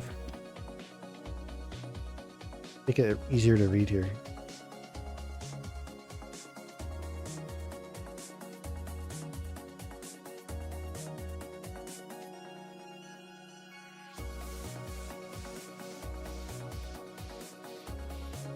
So I need a 4 orange. But yeah, I definitely recommend Project Hail Mary if you want to read or listen to that. Definitely worth either thing. Fantastic book. Really sticks its ending. Felt a little bit written to be a movie though. If I had to levy one criticism, I don't even know if that's really a criticism. That is a criticism I would make of Ready Player One, is that it was written to be a movie and is really annoying for it. I did something wrong. Agatha Christie, Sherlock Holmes, but coming into life and read a single work of fiction you should start again. I feel like fiction is where it's at, I'll be honest. I like hard sci-fi a lot. So like not pure fiction, you know what I mean?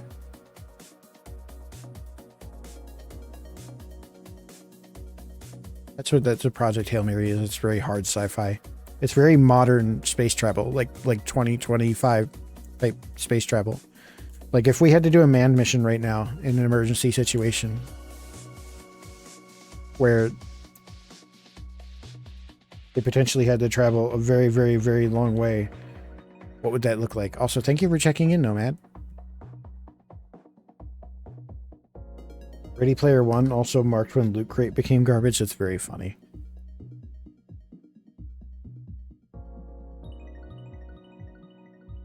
Really, the funny thing about Ready Player One, and thank you for checking in, Doggy. I kind of enjoyed the book, Ready Player One. I read it at my security guard job. Checking in, everybody. Thanks for checking in. Yeah, you can do that. You can check in. It'll it counts stream to stream. But like I enjoyed reading Ready Player One. It's just like word slop, right? Like absolute word slop book that I kind of read when it first came out.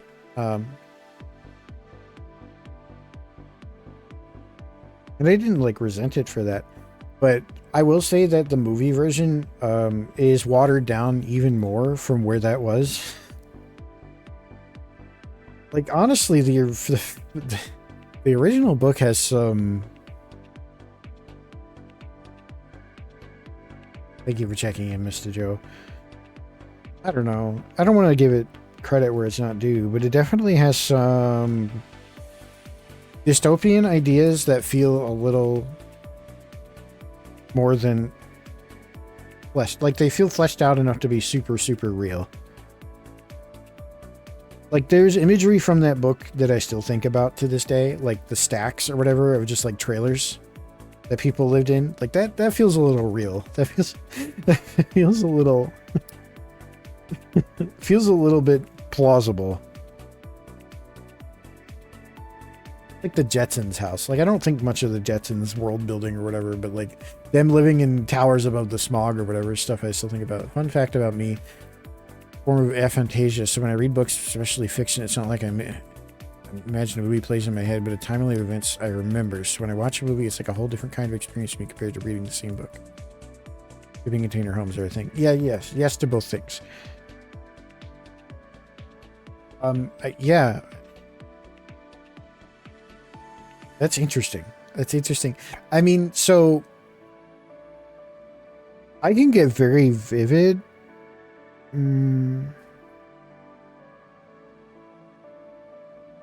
don't know. I'm trying to think. So like when I read a book, usually if I haven't seen, so what I usually don't want to do more than anything else in the world is I don't want to see what actors a movie has chosen for a book before reading the book.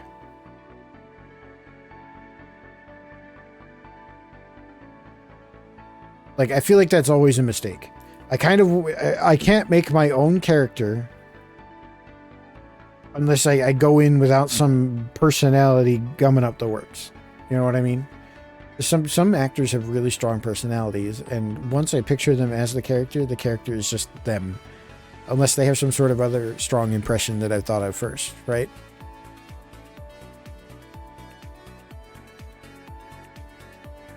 Trying to make sure this is all solid because it kept falling apart.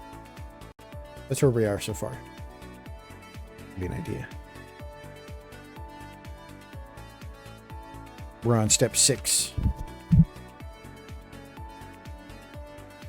Quite a ways to go. But yeah, like, it's not a completely different experience for me. I definitely have expectations, and we'll go into it. Like, I'll come out of something a little disappointed if it doesn't meet the way that I thought it would. And so, like, something like The Martian, I really enjoyed that movie because, like, it's just like the damn book.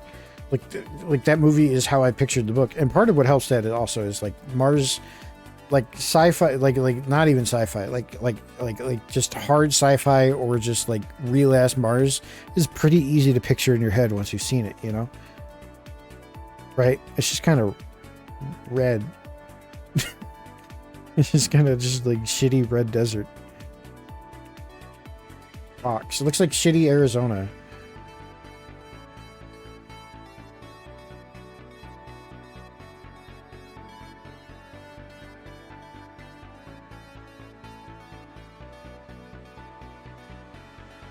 I love these mixes so much. I listen to these while I work all the time. I know I've said that already though, and I'm looping.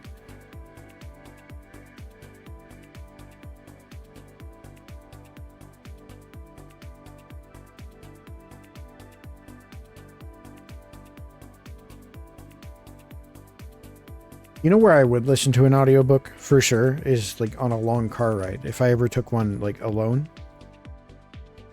I don't know how co-op audiobook would work. I guess it could. I guess there's no reason it couldn't. Just be like listening to a podcast or something.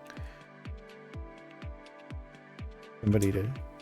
I'm just thinking from the perspective of there's nowhere I would ever drive alone. So what genre of book are you interested in? Me personally, you know me, I go towards, like I said, like hard sci-fi or chatter. I don't know. I tell you one thing, I have a very strong bias against like classic fantasy. I don't really do elves and wizards, and I just don't.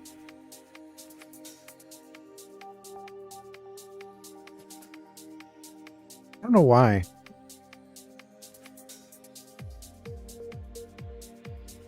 Definitely just, I'm just like, I sleep. I hear a dwarf, I sleep. I hear an orc, I sleep.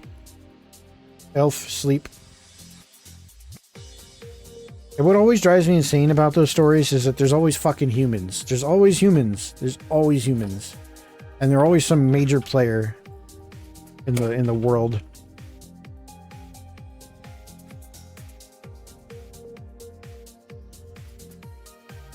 Try to get Dragonlance if you can. Dragonlance is the OG. Okay. Zelda with the Rex. Zelda with the recommendations.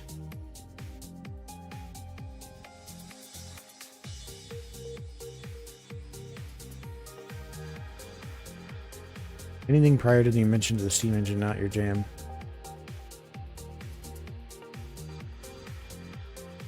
See, that's my thing, though, Nomad, is... That's my exception, is, I like the fantasy elements when it's presented in sort of that way like Final Fantasy does, where it's like techno-fantasy. You know what I mean? Like the sort of mix of grunge tech and like oldie like swords and kind of stuff. There's a specific kind of person who can only identify with human. Yeah, exactly. Magitech, yeah, exactly, that kind of stuff. So like, I don't mind if like there's low-tech stuff in the world, like that they don't have instant communication, or if they take boats and stuff still, or horses or whatever, that kind of stuff. But like, I don't know, I like some sort of like technological or mechanical edge to it. As far as the person who can only identify as human, there's a person I don't understand, and I was getting into it when I was making a WoW character recently, because I've been playing retail WoW a little bit with my wife. I just don't understand how you log into an MMO RPG like that, and it's like, make your OC, make your character, you can make them whoever you want. You can be anybody you want. You can be really cool, like cow guy, or a crazy ass immortal elf, or you know, goofy looking like animal or whatever the fuck, and then you just pick Hume. You pick male Hume with the beard and the mustache. Not a hard stuck thing for you. I just don't get it. I just don't get how you can have all those choices and then pick none of them. I don't understand. I guess conversely, you could ask me why I'm making a choice just because there's a choice to be made. Like, if you wanted to flip things around like that, I don't really know if I have an answer for you. But at the same time, I don't know, man. I don't know. Why aren't you picking one of the cool fantasy races? So, you know, man, that's exactly what I'm talking about, though. Is in Final Fantasy XIV, which is now the majority of my MMO experience, I don't understand how you log into that game and you have cat girls and the dragon peoples and the cat men and the cat women and the bunny girls, and you pick Hume. You pick the default Hume. You don't even like customize them. You pick like the default cutscene ass in the intro of the game looking ass human male guy. Wizards male for a long time. Human rollers are a type of people for sure.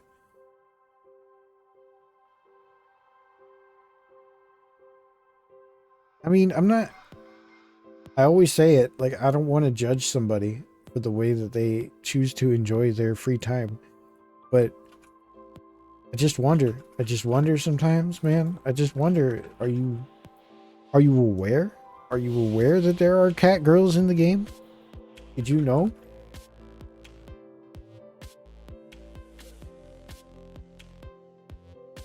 Let's catch up on chat here. So, to be fair, I only ever play female characters in third-person games and male in first-person because I'm going to spend 20 hours looking at the better character. It might as well be female. You know, Excalibur, I used to say that a lot, and I still do. And I agree with the base reasoning, but also I just like being cute. Girls get better clothes in these games. They get better outfits. I genuinely prefer their styles more. They usually get better voice actors in the case of Mass Effect. Cute is a massive bonus. But like look at Mass Effect, and this is one that always boggles my mind, bro. Is you can be male Shep, and he's fine, and he has an iconic voice. Okay, I'm not knocking that man, but he reads his lines like cardboard. He is dry rotted cardboard in terms of personality, and maybe that's what you want. But then Femship, oh my god. There are scenes in that game where you can kill a man where he stands, and she sounds like she fucking means it. She sounds like she intended to kill that man from the moment she woke up that day. I kneel. Praise Jennifer Hale. Honestly, good lord, what a voice. And there are people who pick male Shep. And there are people, and I just feel like sometimes it's because they pressed A through the character creator, and for some reason he's the default. Picked as gender fluid, same friendo. I don't have a job, so I don't have time to work all that out. And the fashion of the femme character is always better. Yeah, same on all accounts. I mean, it just makes sense to me. For weirdo alien races, but most games don't cater to that. And see, that's another thing, is if the only choice I have is be weird, then I'm taking it. My go-to in World of Warcraft is always Tauren. Tauren male. They are goofy as fuck. I love the animations and their voice lines and their outfits and everything. They're just great. Is a Yankee to have, yeah. I don't know. I appreciate that angle too, though. Is like if I can pick funny, sometimes I'll do that. Argoid and Elite Dangerous? I bet. I'm sure he would. Absolute.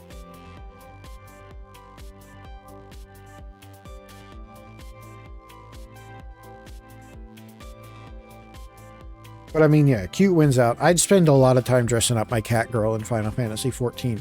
By proportion, it's probably the thing I spend most on in that game anymore. Like in terms of like dedicated tasks or whatever. Is it anybody? Is it a surprise? Is that a surprise to anybody? Like at all?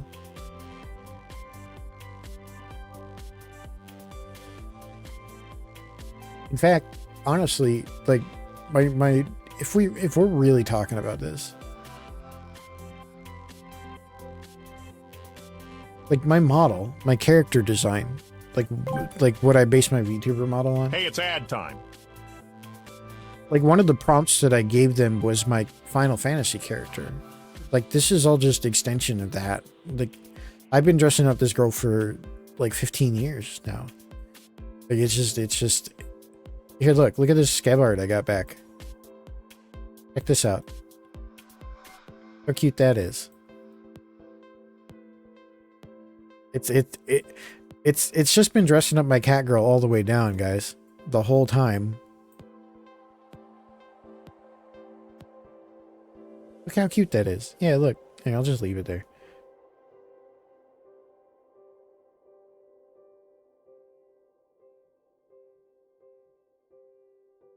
Honestly, she could live somewhere on my UI. I'm sure if I just scaled her down enough, I could just like right here. You just hang out. But yeah, I just got that one back. I love it. Love that art. But yeah, no, it's definitely just been dressing up my cat girl the whole time, dude.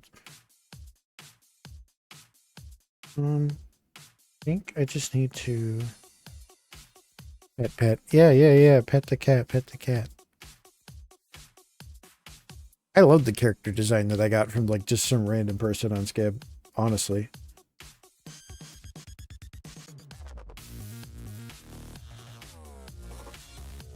Okay, so ooh, we're getting a little hard with it on this one.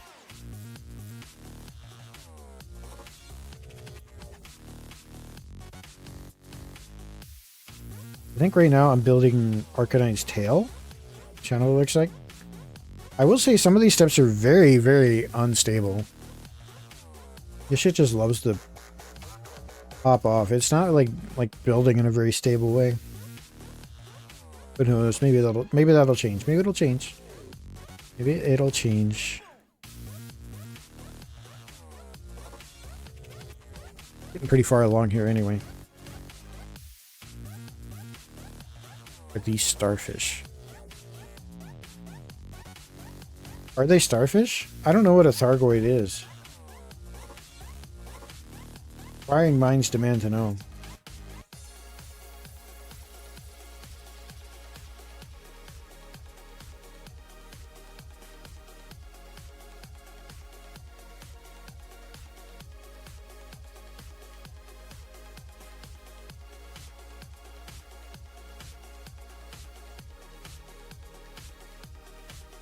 Oh, my wife posted pictures of the Pokemon cards in Discord, the haul tonight.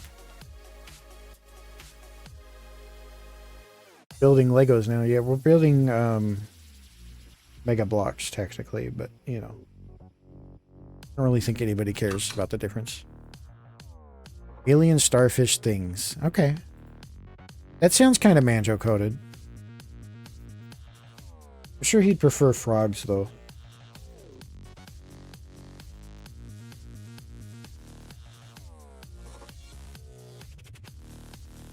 Starmie, basically. You know, I used to think Starmie was a really dumb Pokemon, but I've come a long way, I think, and I really do appreciate Starmie a lot more now.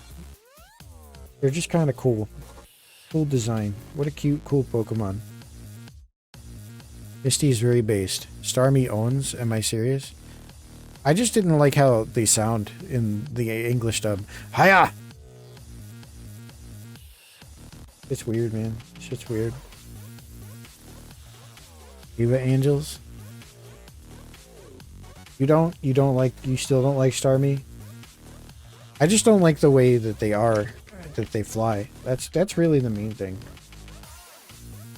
It's a little unsettling to me. Why can't you move normally?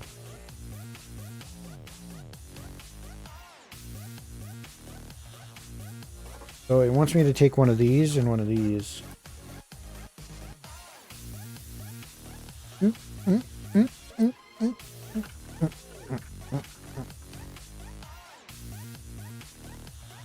This looks complicated. It's not that bad. There's really only like 3 or 4 different piece types.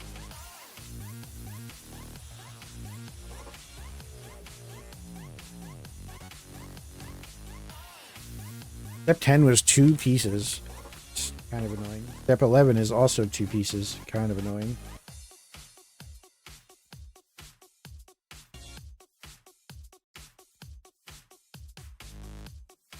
God, actually no, step 11 is like a bunch of pieces and it's super confusing. Okay, let's lock the fuck in. Let's lock the fuck in on step 11 here. So what it wants me to do is wants a couple of 2s. I've been playing a lot of Team Fortress 2 lately. Saying the number 2 just reminded me of that for some reason. I've actually really been enjoying it. It's the thing, and I don't know if that should be surprising to anybody. It just feels like a default game for me. I feel like a lot of people have that, right? Does anybody have a game that they just go to when they're bored? You're gonna spend another hour on this and then put it on your shelf and your cat's gonna knock it to the ground and shatter it? Yeah, I mean, so it goes. It feels very fragile. It's due for that. Derail Valley, Skyrim, Star Fox 64. Derail Valley sounds like a good kind of game for that. Skyrim too. Skyrim you could definitely get lost in. Star Fox for sure. I know that's your comfort game. You could just bang that one out in like 35 minutes. Ready or Not. Ready or Not's an interesting one. I do see the pensivity in that game. Sort of just like meditating your way through hostage crisis.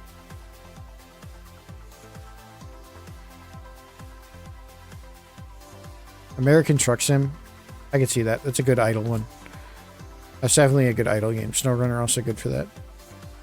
But like, I'll just open up TF2 if I'm sitting there staring at the screen and not doing anything. If I'm just like, I should play something. I have free time. Load up Team Fortress 2, right? Just like It's such an easy game to drop into for like 20 minutes, you know? And then if you want to stay longer, you can, of course. But if you don't, then you don't.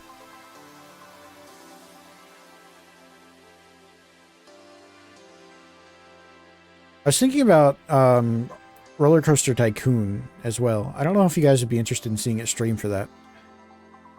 But that's another one that I'll just like boot up and play. Just randomly from time to time.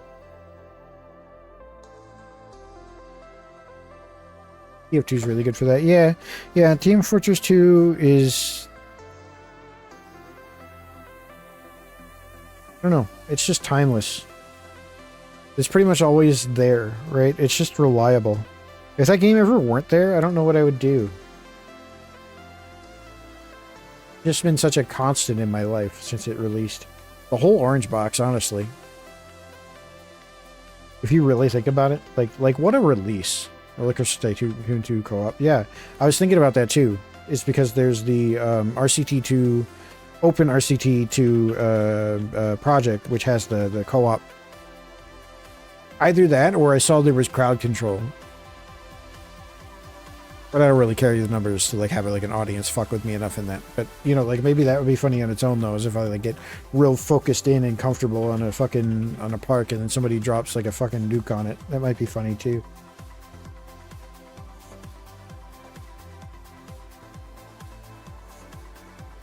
Yeah, maybe I could play co-op. Maybe I could play with Zelda. I could teach her how to play. Build a theme park together.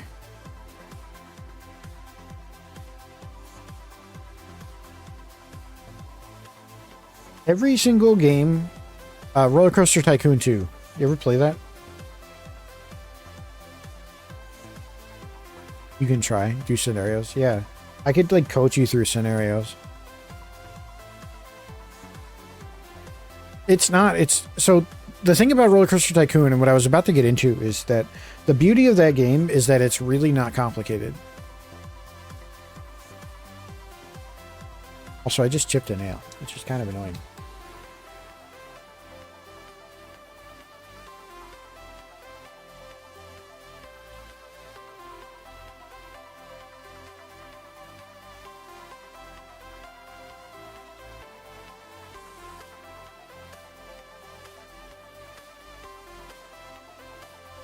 Just filing real quick. Legos be doing that. Welcome to the girl shit. Yeah. But this nail was just kind of like fraying already. It was kind of annoying. Give it to I'll do my nails on stream sometime. I'm filing with a glass filer right now.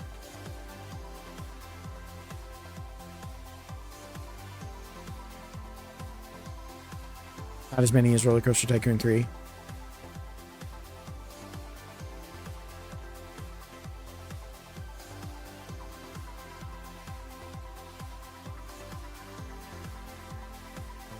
Want me to put flowers on them? Maybe. Maybe.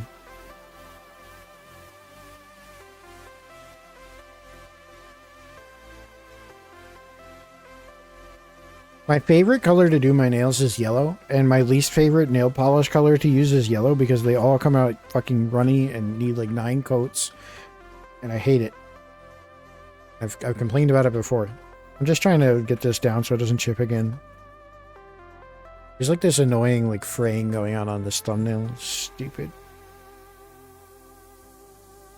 Because I took the polish off yesterday. I had blue on all week. Should pick up more colors, yeah. See, I kind of want like a nice flat purple. Like I kind of want like a dark purple. Give food places to wear it. I usually have my nails painted. This is like this is like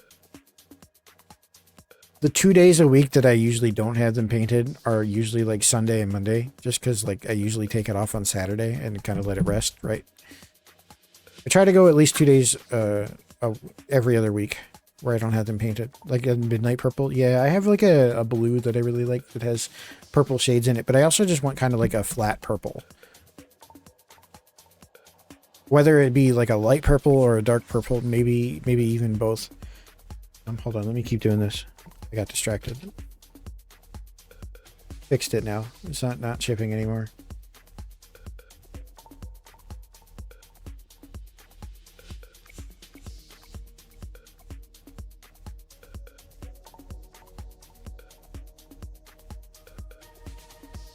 Yeah, I mean, maybe at some point.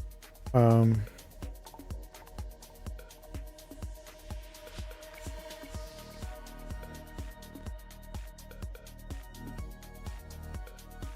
what am I doing?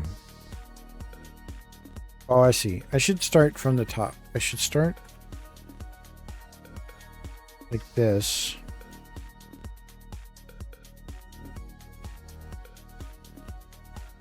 And then just follow from there. Okay.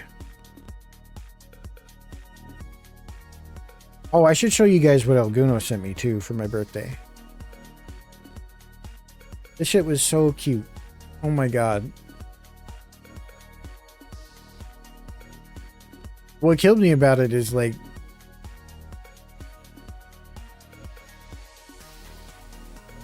I don't know. The fact that like he waited until like the morning of my birthday to send it to me. So like he also remembered my whole last birthday is the other thing. Right. So on top of that, he sent me this awesome cute little drawing. Yeah, this song is a bop. Every single one of these songs I've loved. I've enjoyed. This whole playlist is just incredible. I'll link it to the Discord after stream too. But hold on. He gave me this. Look at this. Look what he gave me. He drew a little like emote with my cats Lumi and Stormy in there. What a fucking Giga Chat, man. So cute. I know, it like destroyed me.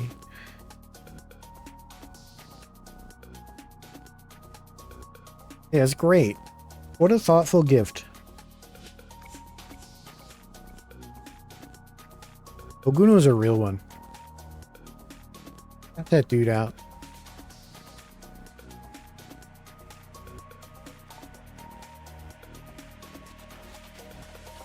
There you go, shouting him out. Dude, he's so wholesome though.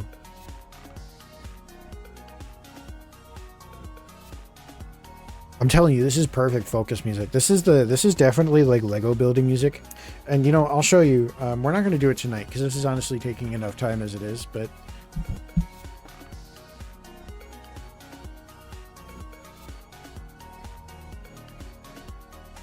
here, look at this, guys. Look, I have this to build too. A bonsai tree. Yeah, you forgot I had this. So I'm not going to do it tonight, but now that we have this whole setup, you know, might well be back with that, right? Where are you going to put it, bro? It's a tree. I could put it anywhere I want. I could put it in a window. I could put it on my desk at work. It will get dusty. You wanted to pick that one up for a while. It looks so good, man. You definitely get it. I mean, we'll do it on stream here. Maybe this week. Maybe this week. I don't know. This is fun. I always have trepidation about starting stream because, like, I don't know what the fuck I'm going to talk about, but it's always much easier once I start doing it. Might as well be honest about that. I don't know. There's usually just that like feeling of like there's no point in streaming. I don't have anything to talk about or anything I want to do anyway, right? But then, I don't know. I'm having fun. Maybe that doesn't matter. I try to frame those things as like, I don't know. I look up to a lot of streamers, right? Like Tobbs. Do I think Tobbs has those kind of doubts before she goes live? I'm sure she does, but at the same time, I'm sure she doesn't. You know? I don't know. That's just me. That's just the way I think about things.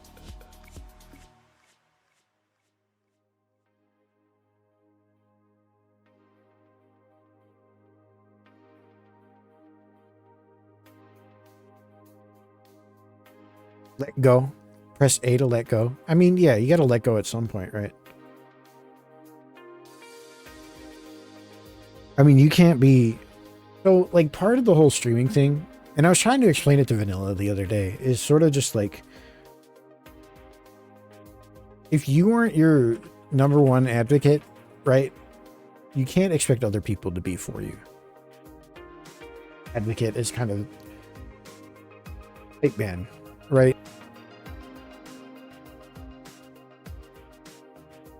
I have to be confident that I'm here to do something fun in order for that to actually come to fruition, right? That's all. I can't expect other people to carry that weight for me, you know? Shocking, I know. Shocking revelations here.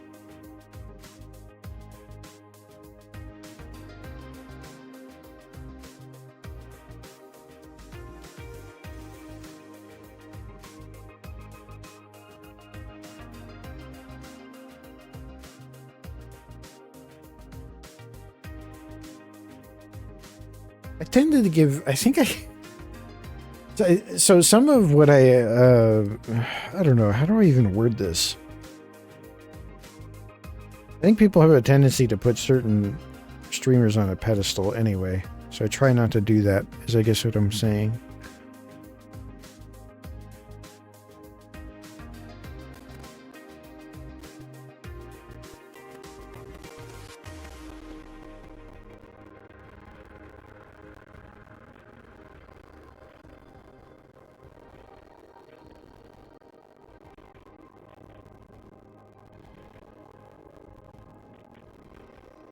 More and more when I think on it, you know, as I look at the art on the screen, I see the art that I have hanging on the wall in my home and all that stuff.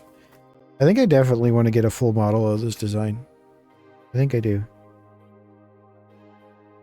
I don't think I'd really change the design at all. For some reason we are moving thing. Has to print something.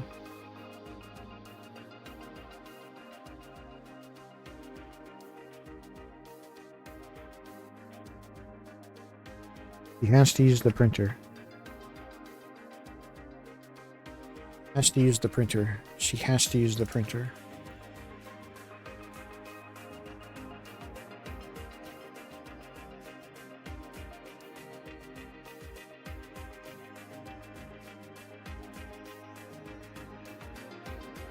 You know, I bought a printer. And it's just a black and white printer, right? But instantly it was like, why'd you buy a printer? We're never going to use that. We never needed a printer before. And son of a bitch, dude, we've used this printer like 20 times in the last month.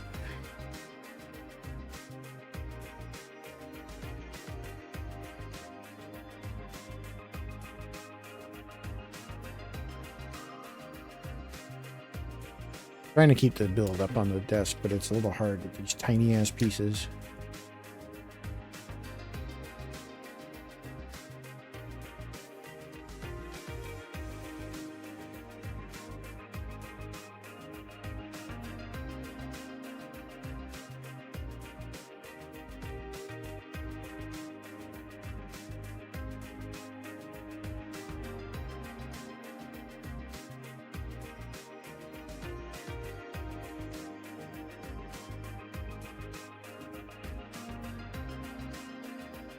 Well, an orange piece went overboard, but it's not the end of the world.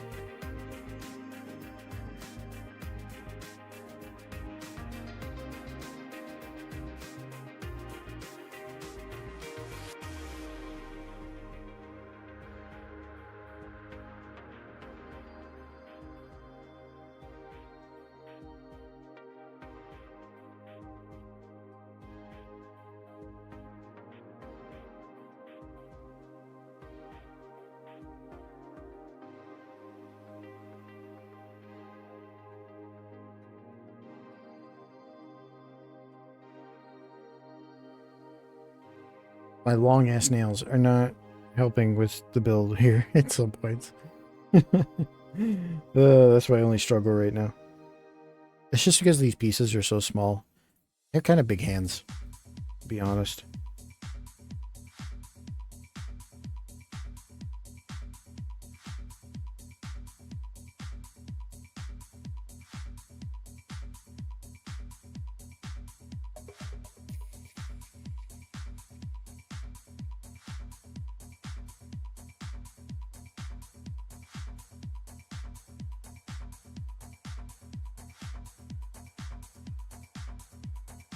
I'm having the hardest time discerning what the fuck I'm supposed to be doing here.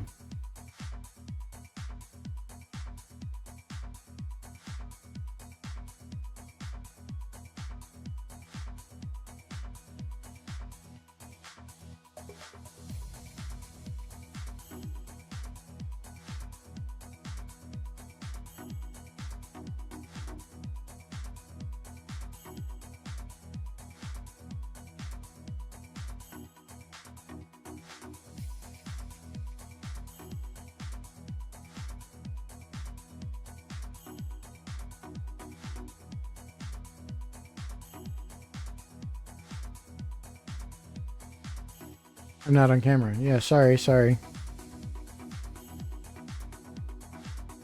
Yeah, you turned off the lights. It's flickering, she says. Fine, you can turn them off. I didn't ask for them to be on. Thank you.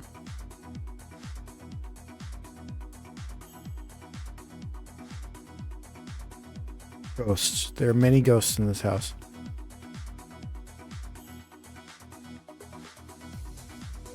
Just trying to like, where am I in this build? I'm right here.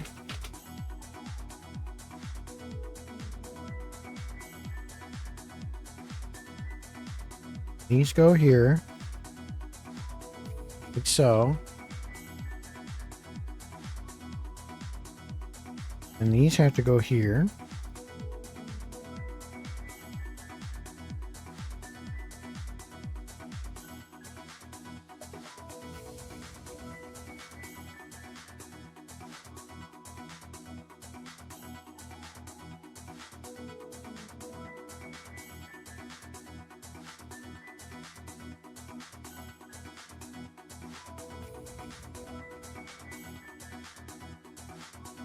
Did I do something back? I did something backwards here. I see. It was supposed to be like this. That's what caused me the hang up. We're good now. We got it figured out, guys. We're back on track. So then this just goes here. Go here.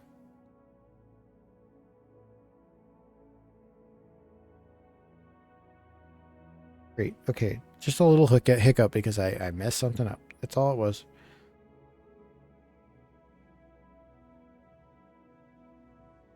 We got it. Back on lock. And I can kind of see, and I don't know if you can, but you can kind of see like an Arcanine materializing here. Kind of dog-like. Maybe just me though.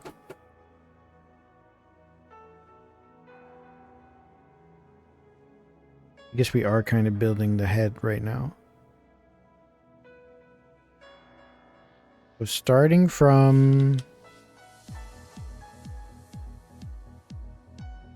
Yeah, I'm seeing it. Got this uplifting music right now. We're on the home stretch of the Arcanine head.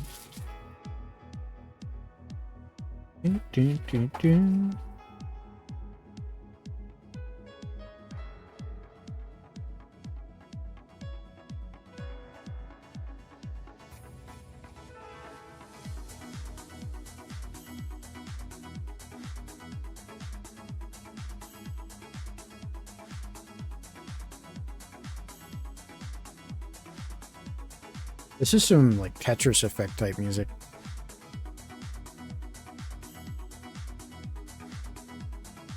I love Tetris effect. That's definitely one of my like, I'm not playing anything, I should play something type games.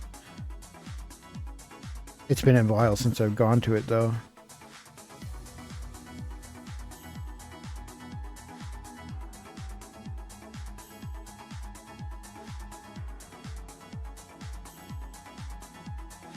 I've been playing that Racoin game. I mean, what little we got of it. If you haven't played that yet, it's the coin pusher roguelike. Roguelike? Is it roguelike or roguelite? I think it's a roguelite. There's meta progression. Right? Yeah.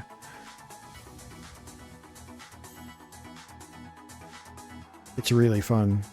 Highly recommend. Or maybe I don't. I don't know. I hope it adds more coin pusher types.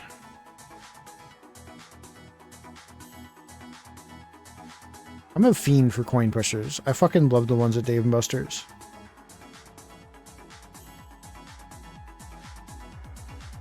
I always play the Star Trek one. I actually have I have a rare set of the cards from the Star Trek one that I should turn in next time we go. I was standing by the machine, the Star Trek coin pusher, when we went last week. And so there's a rare card of Tribbles or something. They're like little fuzzball guys in Star Trek. And that's the rare card. And if you complete a set of the cards, you get like a bajillion points, right? So I was standing at the machine, and some woman was there with just like a gigantic stack of the Star Trek cards. She was there like all night while her kids were running around. Like the Dave & Buster's. They were just running amok around, you know, with their time cards or whatever she bought them. And she just wanted to sit at the coin pushers and kind of supervise passively. And oh, God damn it, she did. She had a huge, huge stack of these Star Trek cards. Anyway, I guess she was sitting in one spot for long enough that eventually she broke something on the machine. She needed help with something, and the attendant came over and was helping her with it. And I just happened to walk up to the machine at the same time. And, you know, as like a sorry for the trouble or whatever, he reaches into the rare card dispenser, which spits out the one card that you basically need to complete the set. All the other 7 or whatever are super easy to get, yeah? So, like, if you play long enough, you'll wind up with dozens of each one of them, and then none of the rare one that you need to complete the set of 8. Anyway, this dude reaches in, pulls out the super rare card, and throws it in her machine. And I'm just standing there watching him do it while playing on my own side of it, right? Same machine, it's just a different sort of, like, side of it. And he sees me seeing him put the card in her machine. And I didn't say anything, right? And I wasn't going to say anything. And, like, I don't feel entitled to anything for just being present.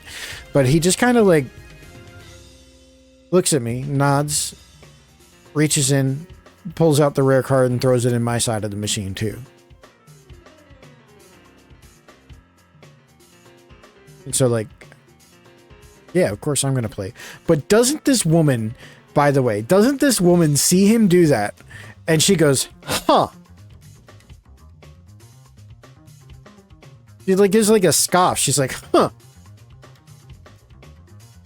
Like she somehow earned hers and I didn't earn mine or something. I don't know. It was so strange. She was so locked the this woman is so locked the fuck in on Star Trek coin pusher. I swear to God, I can't make this shit up. She was there after I left too.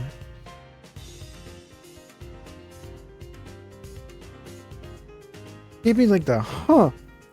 Like, bitch, did you do something to deserve what you got? Leave me alone. Leave me alone. I can't call her a bitch. Even though she was kind of being a... She was kind of mean to the attendant, too. I'm going to be honest. Very disrespectful.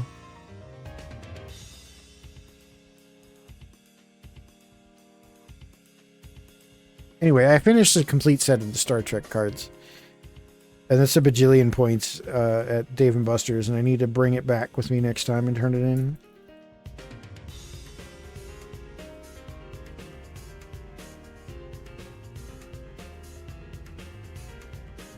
This sounds like such a Toho jam. Dun, dun.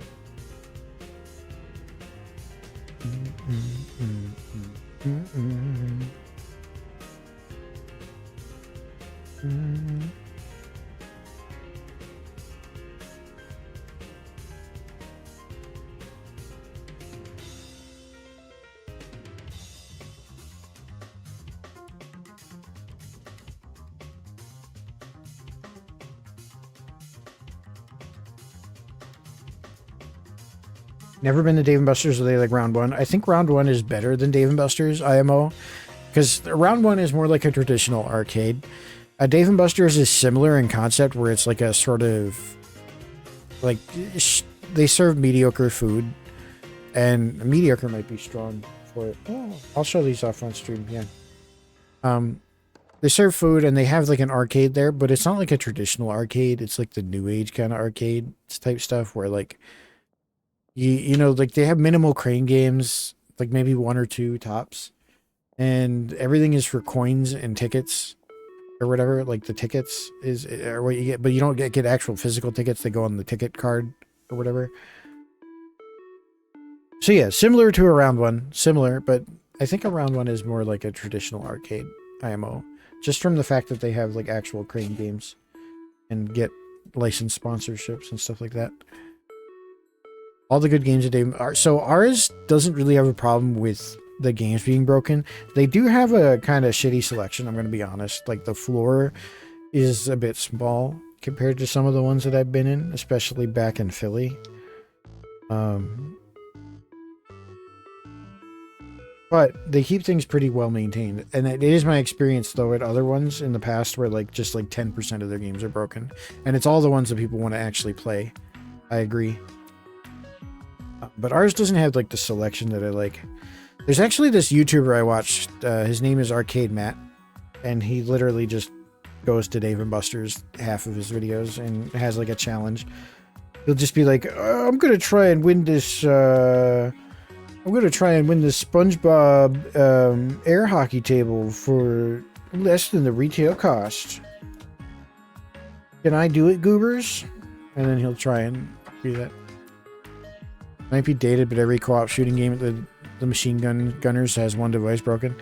So the last time that happened to me was with the Luigi's Mansion machine. When wife and I sat down to try and play it, only one of the guns worked. But they had like a Top Gun there this time, a Top Gun machine. It was brand new. It had like 5 screens or whatever. It was really interesting, and it was co-op, and that worked just fine.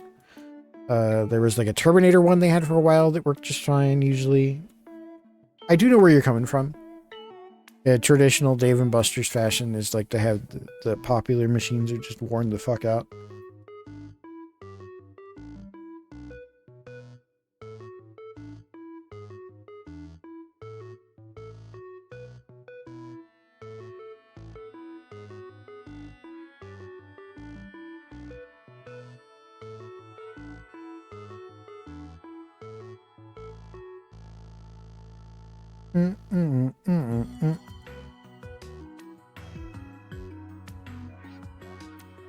They have the Halo one there? Yeah, I haven't tried that one. I'll have to try that next time. He's looking pretty Arcanine-y. We're on the back side of the instruction sheet now, too. It looks like just to finish the head here, we do... Are you winning, son? Yes, I'm winning, son. Smack dab in the middle of his head, we put one there. And then one here. And... You haven't been to an arcade in a couple of years at this point? I don't know, it's one of my favorite pastimes. I just feel at ease in an arcade with all the beeping, booping. It's just been a staple of my life.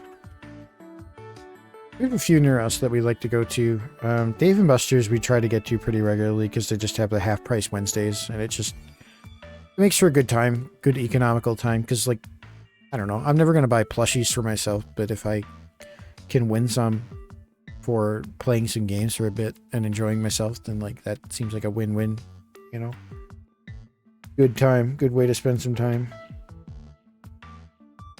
Okay, so it wants me to set aside the Arcanine for a second and start building a different platform, which is comprised of, it looks like it wants one of these 3s, like this, one of these, like this, and, okay, so 2 of these guys, one of these guys,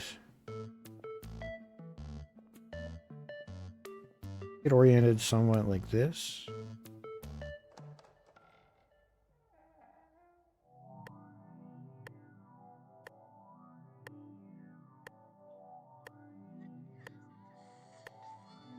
Even get some friends to go to the pinball arcade. See, pinball would be fucking awesome. In Illinois, there's like one of the largest arcades in the world. It's named Galloping Ghost, and they actually stream on Twitch from time to time. And I think they just recently got a pinball add-on that I really want to go check out at some point.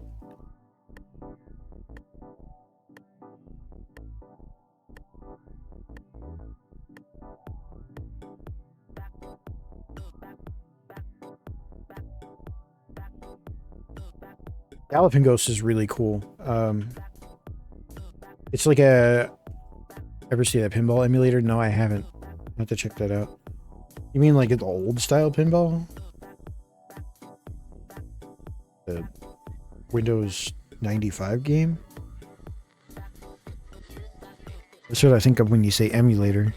But no, Galloping Ghost is like this, like, you pay a flat entry fee and you get to spend all day just playing old arcade games. Incredible stuff. Like, incredible deal.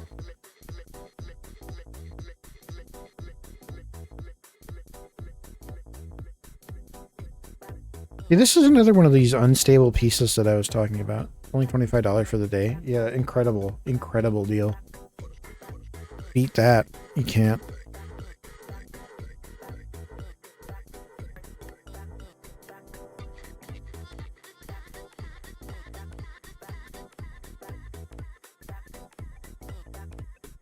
Gotta get in a Mystery Monday and get on the stream? Yeah, for sure. See if we can.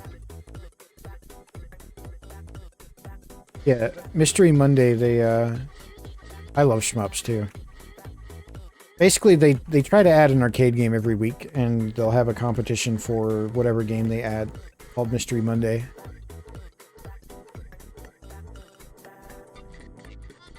They do really good, like, just preservation and restorative work that I really...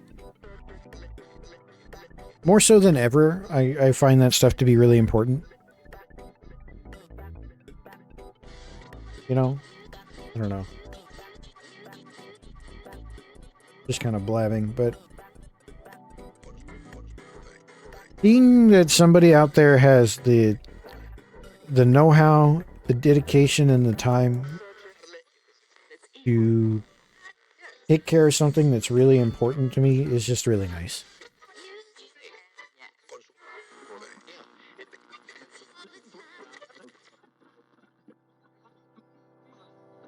Like the one philanthropic motive that I understand is like why people donate to like certain preservation causes or whatever. They always offer you free entry. Doc notices you on stream. Yeah, I bet.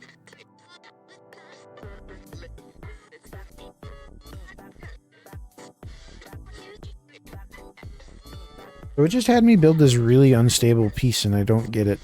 Oh, I did it wrong. That's why.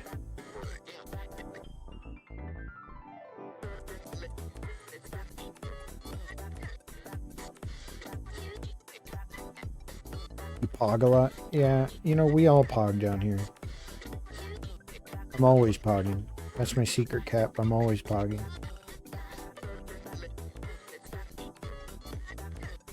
Okay, so that should be how this goes now. Unless I did that completely backwards too. I did. Oh, bitch. I'm sure this doesn't matter, but we should do it right.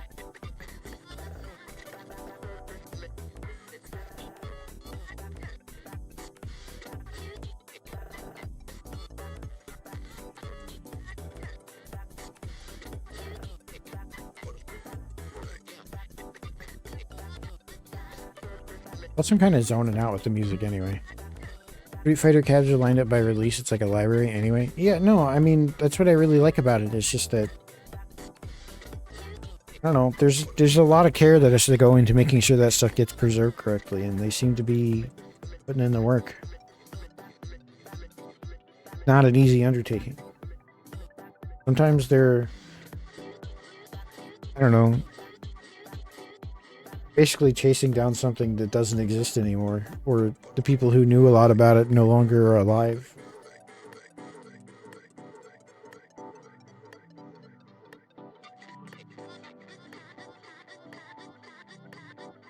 Or they're very old. I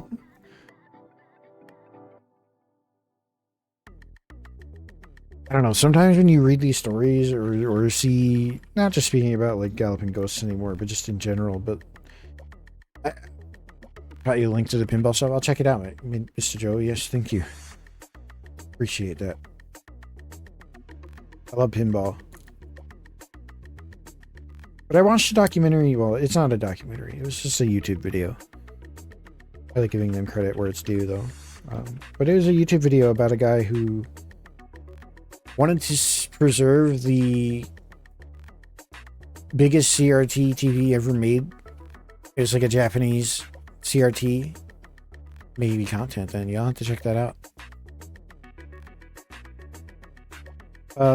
And basically the whole journey culminated in basically the TV was weeks from being thrown away forever and destroyed because it was such a nuisance to get rid of when he found it.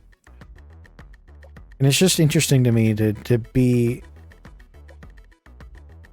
like, that story could very easily bounce the other way, right? Where like, oh, we went through all this trouble to try and preserve this really cool thing and we failed. We didn't make it in time, or any number of other things, right? Just the fact that it went their way just is really cool and heartening to me. All the Nintendo pinballs as well. Yeah.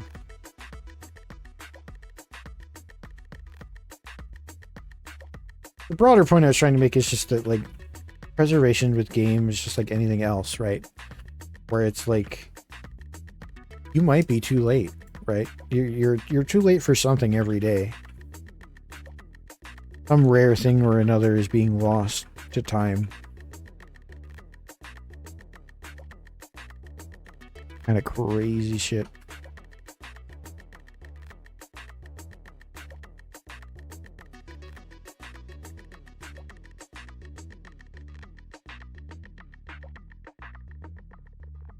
I'm gonna move these instructions closer so I can see them. So I'm right here.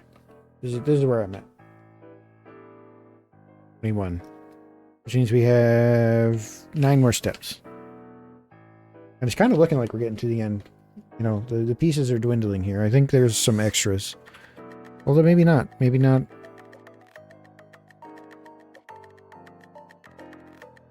Of course, I feel like my pace has slowed for some reason too. I think because I'm yapping.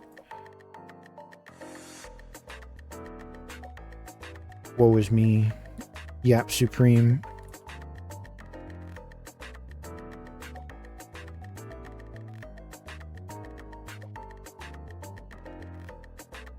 I guess we're building the tail here.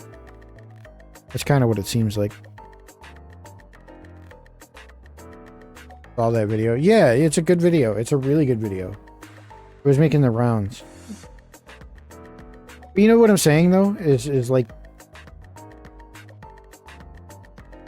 it could, if they hadn't gotten the impulse to like look for that TV at that time under those conditions, and then happened to get lucky enough to make the connections that they did, like, that TV would have gone in the garbage, and maybe the world would be no different for it, but I don't really think so. You know?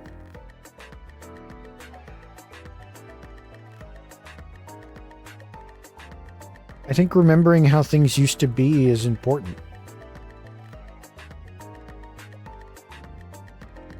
And if you can't remember how things used to be because you weren't alive, then experiencing it firsthand is the next best thing, you know?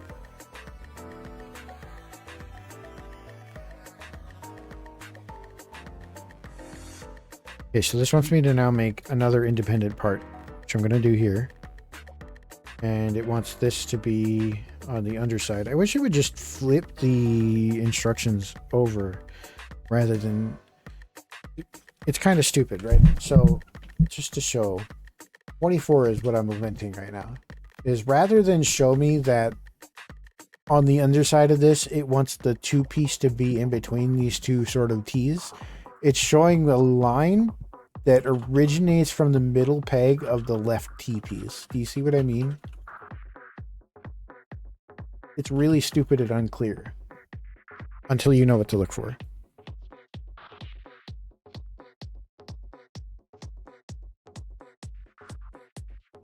I think Lego shows inverted diagrams when they want you to flip the piece over. Been a bit since I've done a Lego though.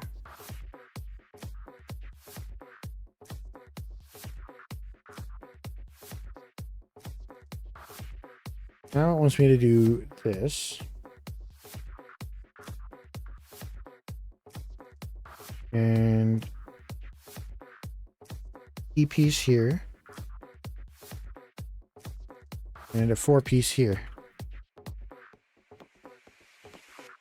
Yeah, I don't know. The work that Galloping Ghost does in preserving like old arcade cabinets or trying to restore them to as original their function as possible is really cool. Just see if there's anywhere in my state that does railroad preservation I can volunteer at. See, that's what I'm talking about. Is like, that stuff just doesn't happen, right? If there's something you really care about, it might be you that cares the most about it, like, in a relatively small area, right?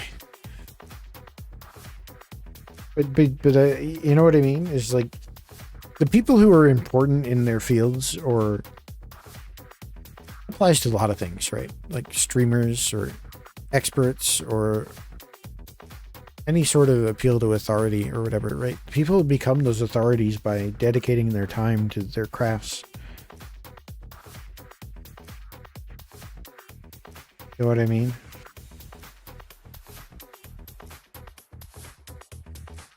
This wants me to take the underside of this and apply this to it.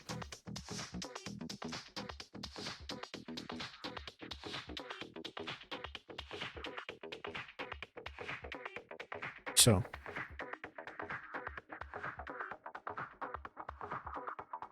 And it wants me to take this and this whole thing, put it here.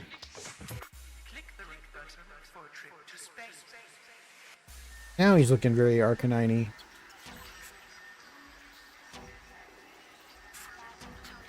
Okay, now we're building on the inverted part. Wants me to take one of these.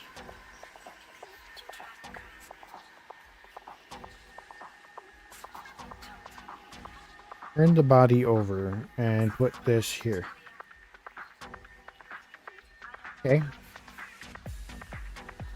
So 29 is saying some complicated stuff. It's saying take this and this, put it here, and then one of these here,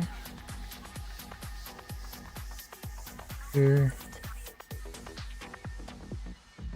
here. Clap and cut to it being finished instantly. Yeah, exactly. Exactly. And then I'm done. Yeah, I have to clap over here.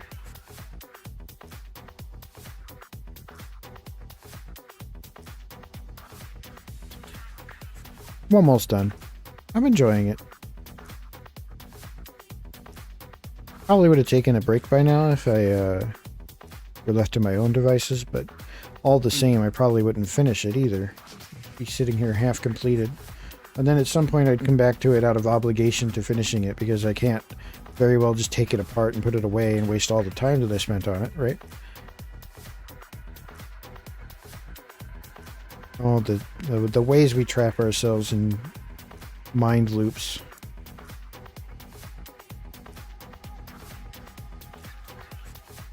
Oh, no, no, no, go in there and go in there.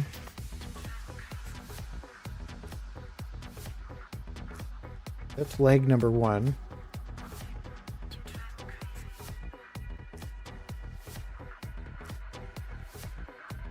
And then leg number 2, we take one of these and one of these, put it together like this. And oriented like this, we take one of these. This. Keep the box and open it flip top style. You can put the pieces back in and finish it later. Steve, no, that's what I'm talking about. Is you're talking about it in terms of just like practical, right? I'm talking about existential finish. I'm talking about like the existential dread of knowing that if I shovel this thing back into a box, I won't actually ever finish it. Ever. There will be no impetus to complete a build if I just put it away. Like maybe someday, but it wouldn't be within like, you know, like a normal time frame. Doing this wrong. I'm only happy.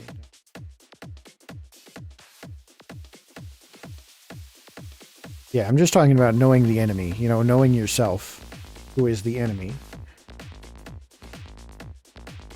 Right? We all have to think of ourselves as adversaries at some point. You will be the one to inflict the most damage to yourself throughout your life. Is that too real?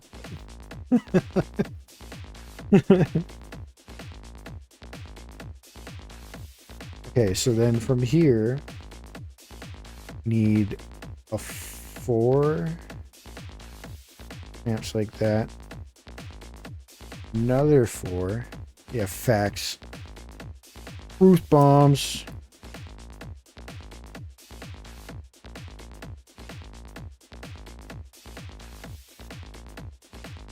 Get therapy. You know, I hold myself back more than anybody else. Of course that's going to be true. It's going to be true just by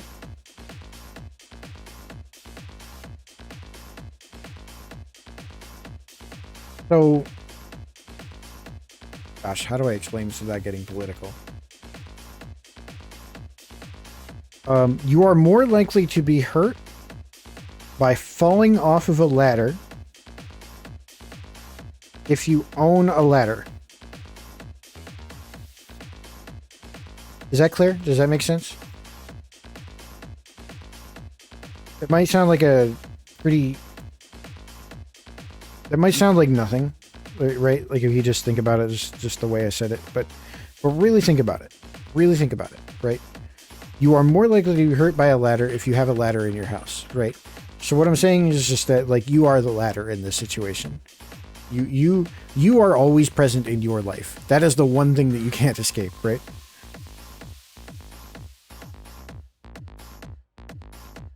So you are the metaphorical ladder.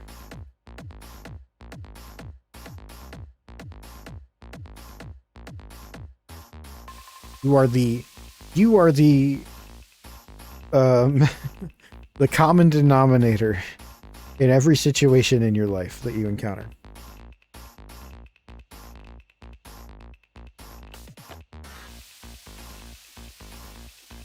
So you have to know your enemy.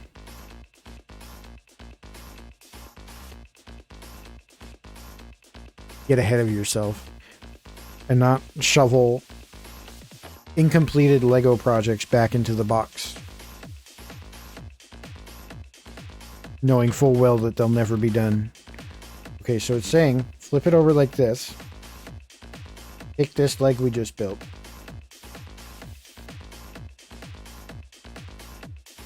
And it goes here. My enemy. It goes here. I see.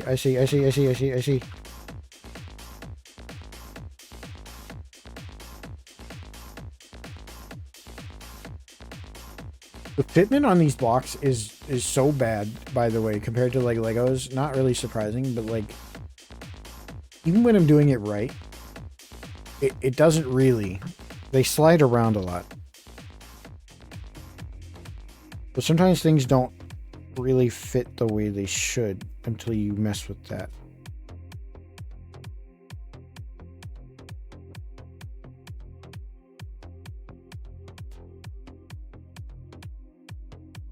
And then this one goes...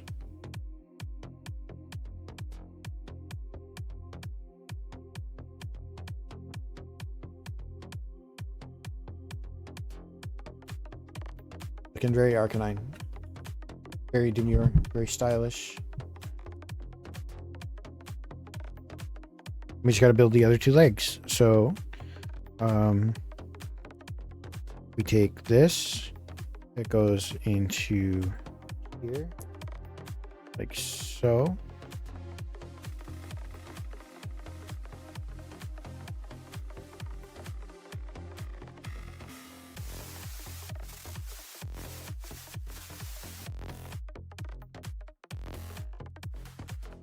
By the way, I'm not someone that should be giving like therapy or any sort of that kind of advice.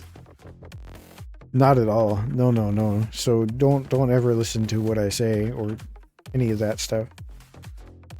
I'm not interested in pretending to be something I'm not. That was part of the issue I always took with that pirate software guy. It's just the way he sort of gave out really... I don't know, guys. I know some of you are looking for any perspective you can get, right? As far as just like advice or direction. Take what she says to the bank, got it. I mean, you can if you want, but I didn't tell you to. I feel like people who are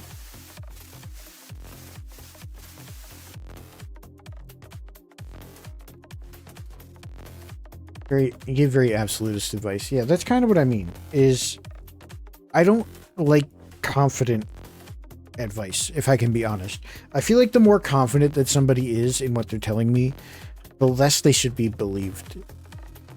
Just in general, right?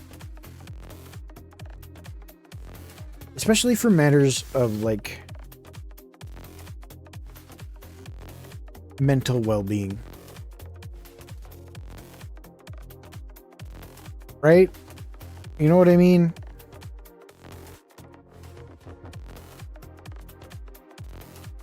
I would hate to say something that got somebody down the wrong path. You know? That's what I think about.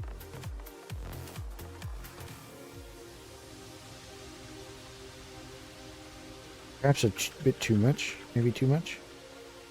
Too much caring about that. Where am I going wrong with this build, by the way?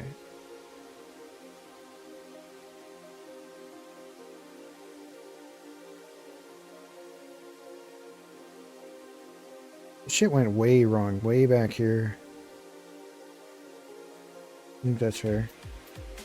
No, fair or not, I don't know.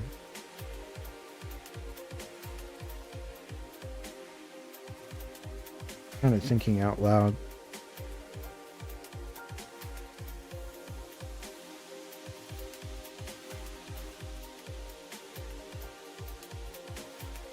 I do genuinely like want to give advice though. Like if people ask me for help or something like it, that's just in my nature. Thank you for this.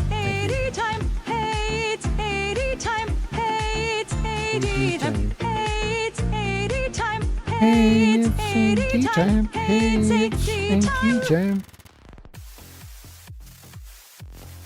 Incredible composure. Composition, that's the word. Composition. Where did this go wrong now? Where am I wrong with this? What is wrong with this?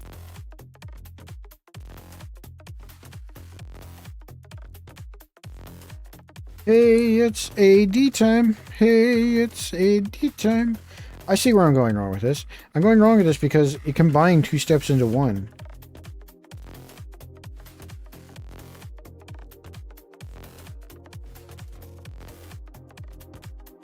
Randomly towards the end.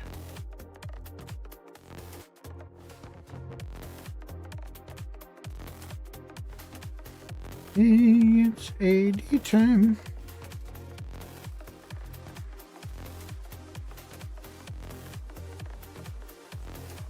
Now we're on top of it. Now we're on top of it.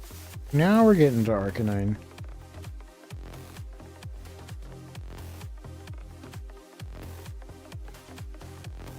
Just sitting here vibing, man.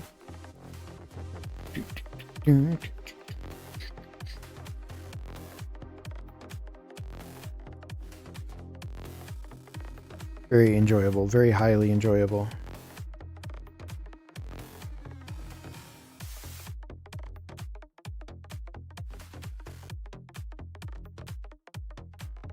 Yeah, don't you want to watch ads? Don't you love watching ads? Isn't it your favorite? Jeff Bezos says it's time for ads.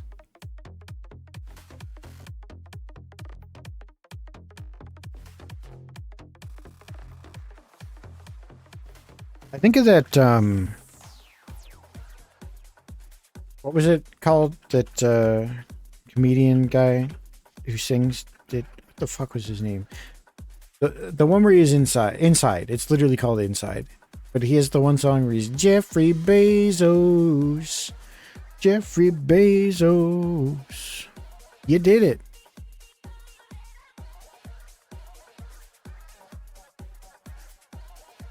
I think of that every time. Yeah, Bo Burnham.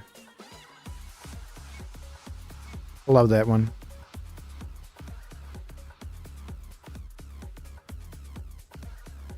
He has a lot of really poignant stuff. Yeah, yeah. Oh, I know the song. I just think of that every time I think of Jeff Bezos' name now. You did it, Jeffrey Bezos. I really like a lot of stuff. Yeah, same. He's a very I don't know. He strikes me as a very earnest, well-meaning, very funny and interesting guy. There's an interview of him out there where he's asked, like, I think he's talking to Conan O'Brien in the interview. And Conan is like, do you have any advice you would give to up-and-coming, you know, people who are hopeful, want to be stars and blow up and become famous like you? And Bo is just like, don't try. No. This is like, I won the golden ticket, guys. He's like, I got extraordinarily lucky. Like, that's not going to happen for everybody.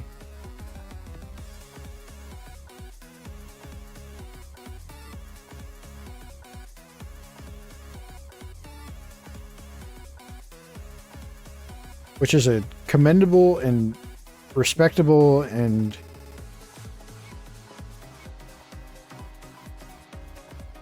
in some ways highly unusual opinion to have.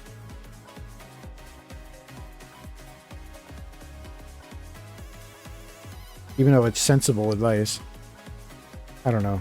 I don't know if don't try is really like if you were discouraged by that, then you shouldn't, right? Like that's really the way it shakes out.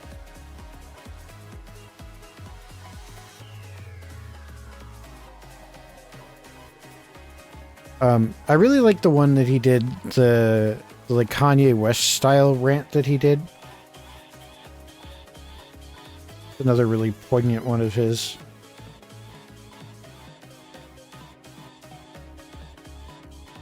A lot of, I don't know, meaning, I guess you could say. It's a very interesting commentary on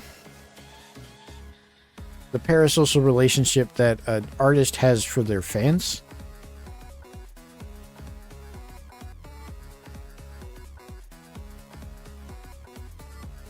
Here's a couple of good rants. Yeah, he's some really good ones, for sure.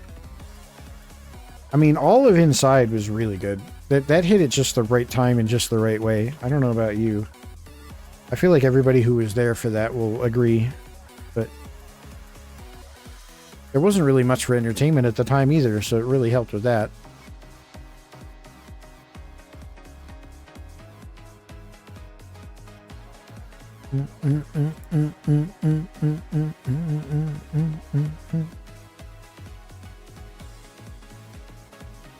There were extra pieces, I was right. Inside has stuck with me. Yeah, same. Just a perfect encapsulation of that time of my life.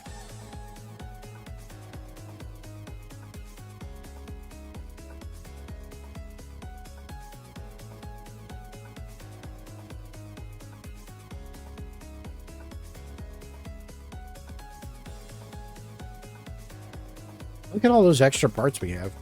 Huh. So here's our Arcanine completed. With the blocky boy. Arcanine's one of my favorites. I mean, I was talking about dog Pokemon earlier, and Growlithe, Arcanine were the original two for me. Always in my party in red and yellow. Have I listened to the cut songs? Yeah. Yes, I have.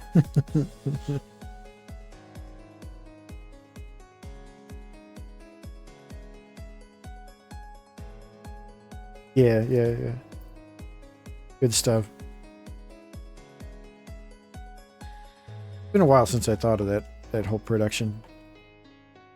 Interesting time to be. Alright, well, I guess these extra parts just go back in the box. You just get some nice jinkly jankly Legos in the box ASMR there. I guess it didn't matter that I lost one.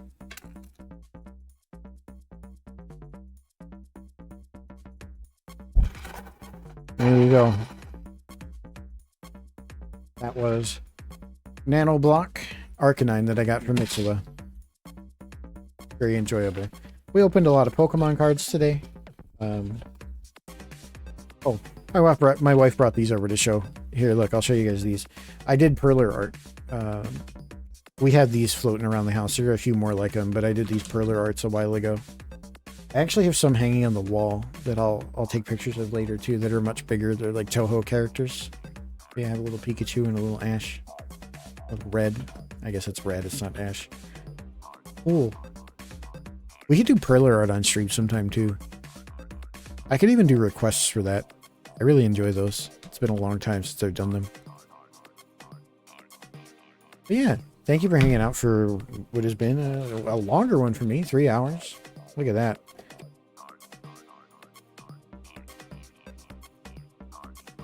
Been fun. I'm gonna do this again because I have the camera here set up. Maybe this weekend, maybe this week.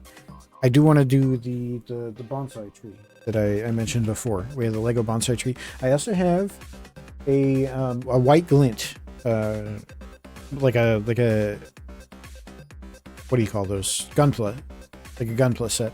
I forgot we did Magikarp too. Let's not forget Magikarp. Here's Magikarp. We did Magikarp. We did this. Did all these Pokemon cards. We had a fun stream today, guys. All right, let me see if there's somebody I can send y'all to. I have a feeling there is. I have a feeling there's somebody live that I'd like to send you to. Let's move to the ending stream. Yeah, have a good night, guys.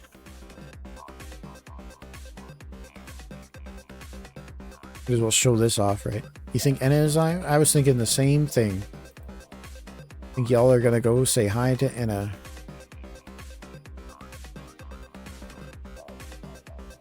I wonder what Enna's up to. Enna is playing Elden Ring. Tell you what, guys. Let's go say hi to Enna. Wish her well with the Elden Ring. Something like that. Yeah, doggy, you'll like that. Elden Ring fiend you are. Enjoy that. He is fighting the Crucible Knights right now, so I'm sure that'll be enjoyable. Thanks for hanging out with me, guys. I'll be back again sometime with Legos, like I said. And we'll play more Pokemon too sometime. Maybe this week. Have a good night, everybody. And I'll see you later.